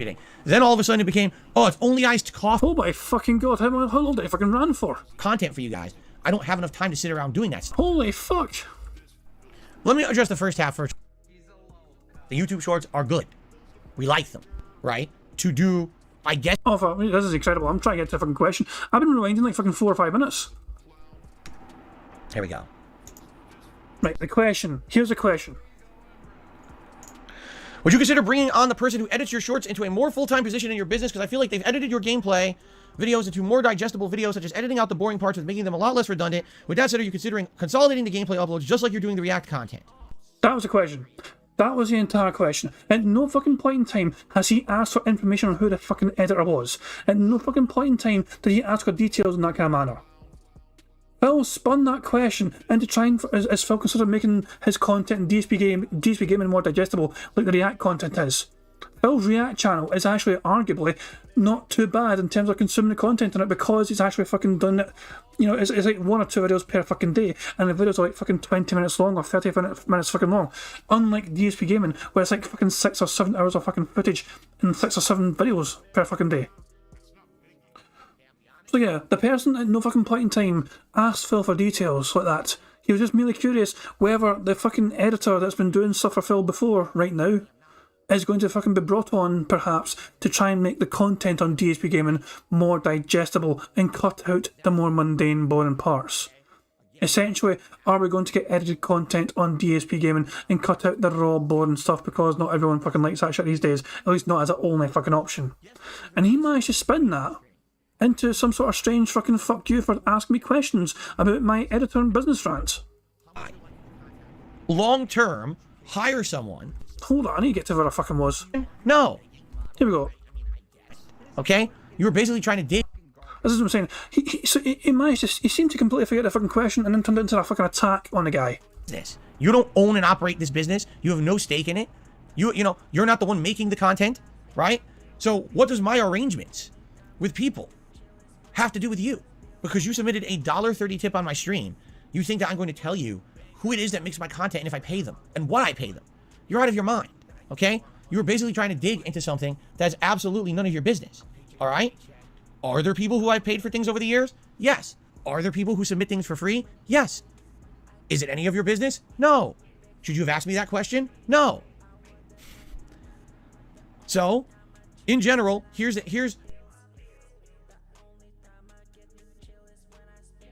Roll. a summarized answer. Okay. I thought my internet stopped there for a second, but I don't think it's me. I'll just make sure I'm still okay. Cool. Okay, DSP Gaming and now DSP Reacts is a community project. It's the work of many people together. I'm incredibly grateful of those of whom put in together a ton of work to help my content look better. All right, and whatever arrangements I have with anyone is my business, not yours. And that's that. Why on earth would I speak of it any further than that? Because if we already know that the nut jobs out there will fabricate an entire situation around it, making stuff up about who they think is the person who makes content for me, and then they systematically harass that person off the internet, even though they're wrong with no evidence that they were the person doing it. Can you imagine? Can you imagine how they would react if they actually got information about who are the real people? You know, do I pay them? How much do I pay? You know what I'm saying? Forget it, right? It's absolutely insane. That is not what the guy asked, though. The person just asked, are you going to fucking get that editor that's been doing shorts for you, not shit? Is he going to, can you fucking get them to fucking make DSP Gaming's content more digestible? He wasn't asking for details on who the fuck said it in your fucking shite. He was just wanting to know whether there's any potential plans to make that person, you know, maybe do more editing for you for DSP Gaming and make the contents more bearable. So, no, you get no information about that. It's none of your business and you have no right to ask it. Stop it right now. All right? It very much could have been an innocent tip. Just trying to, you know, you're interested, but that's the thing. You have to understand that I can't talk about that shit. That's not public information. Behind the scenes business dealings is nothing to do with you. At all. And nor should you even be asking for that information. That's rude. It is. It's intrusive and rude. So please stop. Thank you. Okay. I am so convinced that Phil just didn't understand what the question meant. And so he fucking interpreted it as some sort of fucking horrible attack on him. Like, the word consolidate broke Phil's tiny pig-like mind. He was sitting there for so long trying to fucking figure out what consolidate fucking meant. And he didn't fucking understand it. And so he saw it as some sort of strange fucking attack.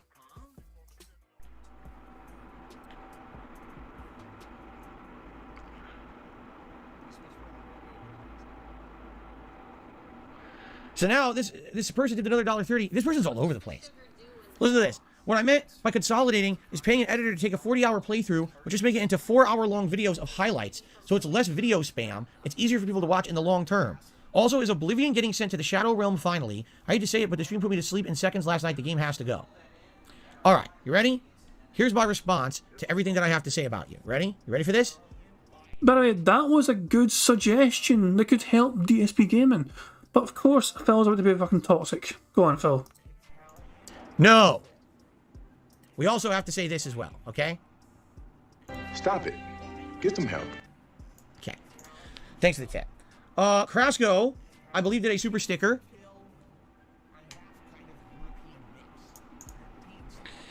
Yes, a super sticker. Now it's just super sticker. He didn't say anything. It was a super sticker. Thank you, Crasco, for the super sticker. I appreciate that. This is what people get when they try and fucking give Phil helpful ideas on his fucking channel. People actually fucking submitted good ideas that could help DSP Gaming, and he's fucking telling them all they're fucking idiots and they're fucking being nosy. Money, yeah, yeah. Money, money. Oh, money, money. Yeah, yeah. Money, money. Thank you very much to Trashman for super chat. It says, Reader watched a sus adult video that involved a 14-year-old with his dad by his own admission, if that's who was run off the internet. You know, I had a few run-ins with Reader back in the fucking day. I got banned a lot on Twitch by him while I was trying to check out Phil's content because I was saying at least, you know, the other moderators didn't have to fucking pay to earn their moderatorship. You know, and Reader didn't like that at all, you know. It's funny because the other moderators kind of were alright with me on Phil's fucking Twitch chat, but me pointing out to Reader, it made them laugh. They were moderators, but Reader fucking hated it and just banned me, so I always got unbanned behind the scenes by like fucking one of the other fucking moderators who were alright with me. But yeah, Reader was a fucking creepy bastard by all accounts, man. He was a weird fucker. This is somebody, he showed pictures of where of like his living situation. Reader was apparently some sort of trained butler, but he was out of work. Like he went to like butler school or something, so he knew how to fucking serve people, you know. But yeah, it's like he showed pictures of like where he was fucking living. He looked like he was living in some sort of fucking shack or something, man. It's bizarre. Like he was living in some sort of, you know, fucking poverty. And yeah, he's fucking giving Phil hundreds of fucking dollars at the same fucking time. It's bizarre. He wanted to punch and fucking, I think he wanted to fight a detractor, but it was some sort of kind of strange detractor. I can't even mind the guy's fucking name. He's not around anymore, you know what I mean? He kind of got a bit of lolcow status himself, but he wanted to actually fight somebody, literally, and he was asking who Toy was and all that shit. It wasn't me, don't worry, it wasn't me. I mean, it didn't get along with me, don't get me wrong, he didn't like me much at all. That was like King of Paul, he wanted to fucking fight King of Paul in real life, and he was asking who Toy was, that was it. But yeah, over the years, me and Reader kind of, it was like, you know, I think things got smoothed over a little bit, essentially, you know what I mean? I haven't talked to him in a long fucking time. But, yeah, Reader was a creepy bastard who kept fucking saying he was doing, like, rituals, like, fucking demonic rituals, and as well, and it was just, it's so weird, man. But yeah, he didn't really like me in Phil's chat because I just pointed out that at least other moderators didn't have to buy their fucking power like he did.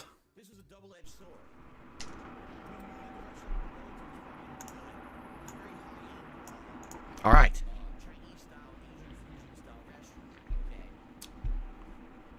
All right. So, guys, we're just about done with today's podcast.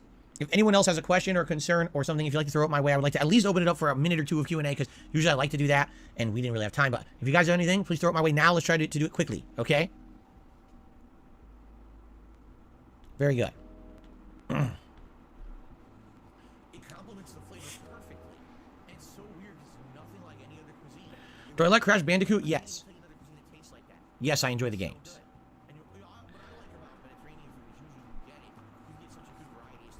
It's our stream. We are a community. Well, I'd like to think of it that way, considering the fact that if you guys weren't here, I'd be sitting here talking to myself, right? Imagine if I was on stream right now and it said I had 0 viewers. I was just literally just speaking to myself. Then that wouldn't be much of a stream, would it? So yeah, it's definitely a community stream, right? No, I do not own a Steam Deck. What's my favorite topping on a pizza? It depends on the pizza. I like so many different things, you know. When it comes to meat, either sausage or pepperoni is probably my favorite. Veggies, I like green peppers, olives, chunks of tomato, that kind of stuff, onion. I've had a veggie pie that's amazing, but I've also had a meat lover's pie that's amazing. And yes, I like pineapple on pizza as long as we have it in addition to ingredients that go with it, like Canadian bacon or ham. It goes well. By itself or as an ingredient on another kind of pizza, I don't like it. Hello, Green Goblin. Hello, Guts. Guts, I don't know anything about the Metroid Prime Remaster physical sales situation besides someone says that people are scalping them, which is to be expected. This is no big deal. There you go. How am I? I'm doing all right on the Ice Ghost. I'm doing all right, I would say. Well, I played classic games on the Switch this year. Like, literally, that's what this was. Like, literally, that's what this is right here. That was my idea, to challenge my game to hard or difficult classic games in a marathon. And it ain't working out. So there you go. Lindoli says, it's painful playing dead fighting games. Oh, I know. Considering I love old Street Fighter and I can't seem to get a good game of it. I hear ya. So I think people are getting tired of superhero movies. Yes. At one point, every superhero movie coming out by default would do well. Now you got movies like Black Adam and others that are not doing so well. So yes, I would say people are getting tired of it. It's burnout. Do you have an estimate on when Nintendo will develop a new console to Spike Onito? No, I don't work for Nintendo, nor would I care to speculate, because those guys are nuts. Let's see here. It's been tough. I always think that it's my fault. Yep, I'm toxic. I love I am so fucking stressful. Oh, no, you didn't, you motherfucking piece of shit cocksucker. Is Tetris eligible for a retro game? Is there even a modern version of Tetris that you guys want to see me play? Or classic Tetris? Like, I could play classic Tetris. I think that's on Switch Online, isn't it? But I don't know how much fun that would be. Like, that'd probably be fun for a little bit, but I don't think that... God, it's so tempting to say tired, because he yawns. He's clearly fucking tired, because he's actually fucking yawning on stream, but he won't say tired. So annoying. Be something you want to watch me play for more than a few minutes, right? Metal1991 says, I should really replay Mario 3. That's the only classic Mario game I never revisited. Yeah, wasn't it? Isn't it true that over 10 years ago, I did Super Mario 3 and Super Mario World as co-op playthroughs with John Rambo? Like, he came over on Saturdays and we did them together. But that was over a decade ago, right? Have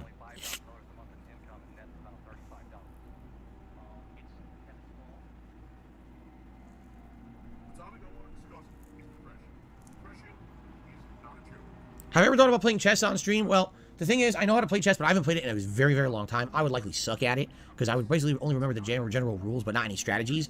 And I would likely just get destroyed. You know, people who are going to play that stuff online are probably going to be good at it. I wouldn't be against it. At the same time, I don't even know what we would play. I don't know anything about playing chess online, what versions there are, anything like that. JJNS says, if YouTube asked you to work with them to get their shit in order, would you leave your streams to do it? Leave my streams? I would offer my time to be a paid consultant. But I wouldn't quit streaming to fix them. No, I don't want to be a full-time employee of YouTube to fix their shit. No, absolutely not.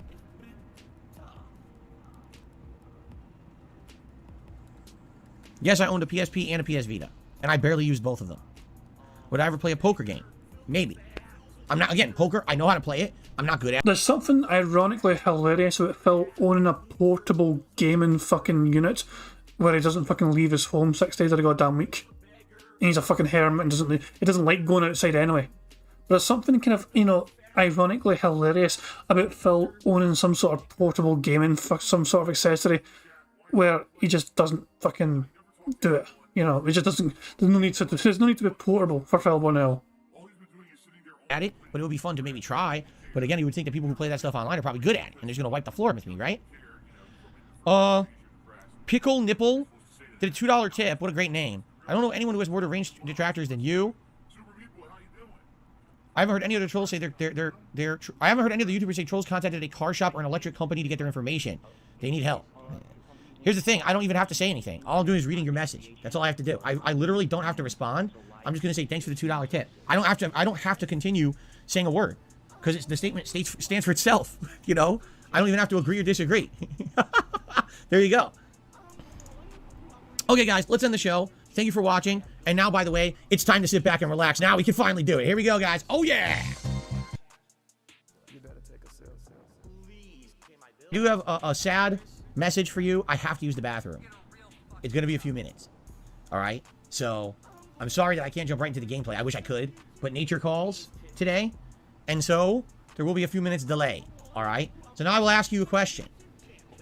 Is it okay if I run some ads and make a couple bucks? Or would you prefer if I didn't? If the overwhelming answer is that's fine, I'll do it. But if you say no, don't run them, forget it, then I won't. I don't really care either way. I don't want to monetize you guys and bother you. I don't want you to think I'm doing this on purpose. I'm not. I actually have to take a dump. All right. So everyone's saying go ahead. All right. So I'm gonna do a little bit of music, little bit of ads. I promise you it won't be that long. I just got to use the bathroom. When I come back, it's like a Dragon Nation. I'll be right back. Thank you, guys. See you in a couple minutes. And we fast forward to when Phil was looking back from taking a big, massive, steamy dump. Oh, he's back there. Okay, hold on.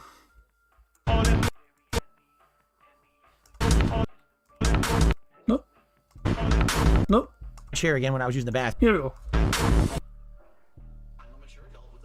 Well, Jasper stole my chair again when I was using the bathroom. There we and go. now he's out. He saw me coming in. He was like, ooh, and he jumped out of the chair. He just left the office. I don't know where he went. He may or may not come back. I hope he comes back. I love having Jasper in here while we play. Are you guys ready to get set up here? Let's do it. Let's continue with Like a Dragon Ishin. Let's go. Let's have a nice chill stream day today, shall we? I hope so. How about Funyuns? I've had Funyuns. I don't think they're great or anything. Right? Fake. It's fake onion flavor, right? It's like onion powder, right?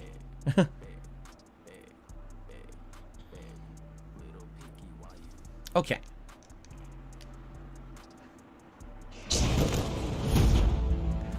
Alrighty, Like a Dragon Ishin. Trying to find the latest one. Sub-story % complete. It has the highest one, right? Yeah, we're certainly not in chapter 1. Oh, the coloring changed. Look. It changed to dark now. Okay. So we're either on this one or this one? What's the difference? Autosave, autosave. Oh, 503. We're at 503. This is 442. This is 503. This is the latest one right here. Okay. Oh, I'm sure you would love a segment called Pooping with Phil, Felix the Maid. I'm sure you would. Wouldn't we all just enjoy that? Should I keep the background blue, or would you guys, for this playthrough, I did this? Orange? So we could go orange. We're still to match playing. The border, if you would We're like. still playing Bingo. Or we could do something weird too, like purple, right? Or would you like? I had blue. Would you like blue? What color would you like? He is not recording yet. Blue? You like the blue, Willow? How about everyone else? You like the blue? We're not doing green. Green we're gonna do As soon as he tonight for starts Modern Warfare. recording, Bingo ends. Man, I know we're probably going to win. Fine. I will leave it blue. You know, but Cool. It's nice when these guys like run through the street. It's realistic, right? That's how it would really be, like hustle and bustle of the real town. Okay, ready? Let's go. All right, everyone. And now, so because now he's fucking recording for YouTube and YouTube mode is on, so that's officially the end of DSP Bingo for today. We had 2 free squares because Phil snorted and burped a huge amount of fucking times. So we can tick off. I don't even know which ones to fucking tick off. Maybe the. What the fuck should we tick off? I guess maybe that, and I guess it doesn't really matter in the end of fucking thing. I'll just tick off those fucking 2. Player hands and tired, because we've still left with fucking 3 left of the goddamn thing, so almost a full fucking house. We're 3 away from a full house, sadly. Lyle Moffat says that he said admittedly. When the fuck did he say that? He said addition earlier on, which wasn't on the card, I know that much, but did he say admittedly? Well, I'll take your word for it if you're sure. I mean, I missed it, but if you think you said it, I'll say it. It still doesn't get us a fucking full house, sadly. You know, it's just, and that's it, sadly, you know, we're still not getting a full house out of it, you know, but if he said it, I'll take your word for it. But I'm going to end things there. Let's go to live DSP and see how he's doing. He said like 30 seconds before, hold on. We could do something weird too, like purple, right? You know what, kind of bar, screw it. I'll tell you what, I'll trust you, I'll believe you. Let's go to live DSP and see how he's doing. When he started gameplay, when he started fucking recording for YouTube for gameplay, he was at $5, and we are an hour behind. Let's refresh and see how he's doing now, shall we? Maybe she couldn't tell you because that's how important. $27, 1 Minute Man with a majority of that. $20 tip from 1 Minute Man. So if 1 Minute Man is not counted, then Phil is given another $2. He's also at 379 members now, so I think he gained another member in between. Yeah, he went up 1 fucking member, so there you fucking go. I'm going to end things there. Thank you very much, guys, for joining me. I do appreciate it, everyone being here. I'm going to wrap things up now because it's been a very long podcast. It's going on and on and on, but you know, but that's my fault because I had to stop and rant and rave at Phil's fucking dumbass antics because I just can't help myself. But guys, thank you very much. Don't automatically fucking play every fucking time. I don't want it to automatically play. It fucking does. Anyway, guys, thank you very much for joining us on DSP Bingo. I do appreciate it. I do hope you all enjoyed yourselves. Sadly, it wasn't a full house, but maybe tomorrow we can get a full house before Phil's Day off. That'll be fucking grand indeed. I do hope you enjoy the rest of your Monday, how you wish to spend it, and I'll see you all tomorrow for some more DSP Bingo goodness. Until then, I hope you enjoy the rest of your Monday, and I hope you enjoy this amazing wee video that we're going to end the show with. It was made by the excellently talented Pixar Animations. It's called Notorious PIG Contributions. And yeah, I'm going to just peace out now. So thank you once again, guys, for being here. Thank you for keeping me right in the card on the bingo card in chat for things that I missed. And also thank you very much for the contributions as well. I do appreciate anything people are willing to give me. So yeah, I'll be back tomorrow for some more bingo. Until then, have a good one, guys. Catch you later. Peace out. On September 14th, a pre-authorized payment of $16.51 from PayPal.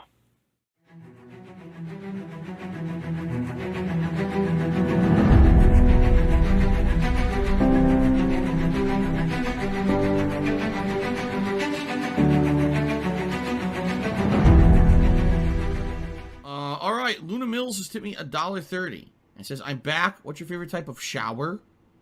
When you're showered in money. When you go outside and all of a sudden greenbacks start falling from the sky and you raise your face up, you're like, oh, you start dancing, you go, oh, money, money, yeah, yeah.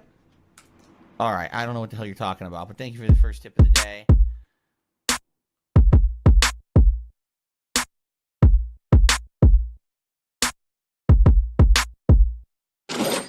Money, money, yeah, yeah. Money, money, oh, money, money, yeah, yeah. Money, money, money, money, yeah, yeah. Money, money, oh, money, money, yeah, yeah. These contributions are mandatory. Money, money, yeah, yeah. Money, money, oh, money, money, yeah, yeah. Money, money, money, money, yeah, yeah. Money, money, oh, money, money, yeah, yeah. These contributions are mandatory.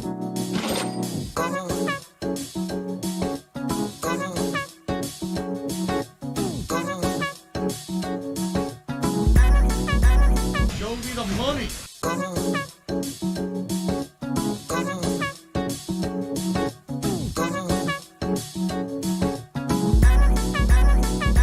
Free. Money, money, yeah, yeah. Money, money, oh, money, money, yeah, yeah. Money, money, money, money, yeah, yeah. Money, money, oh, money, money, yeah, yeah. These contributions are mandatory. And it's gone, just gone like that, in an instant, fucking gone.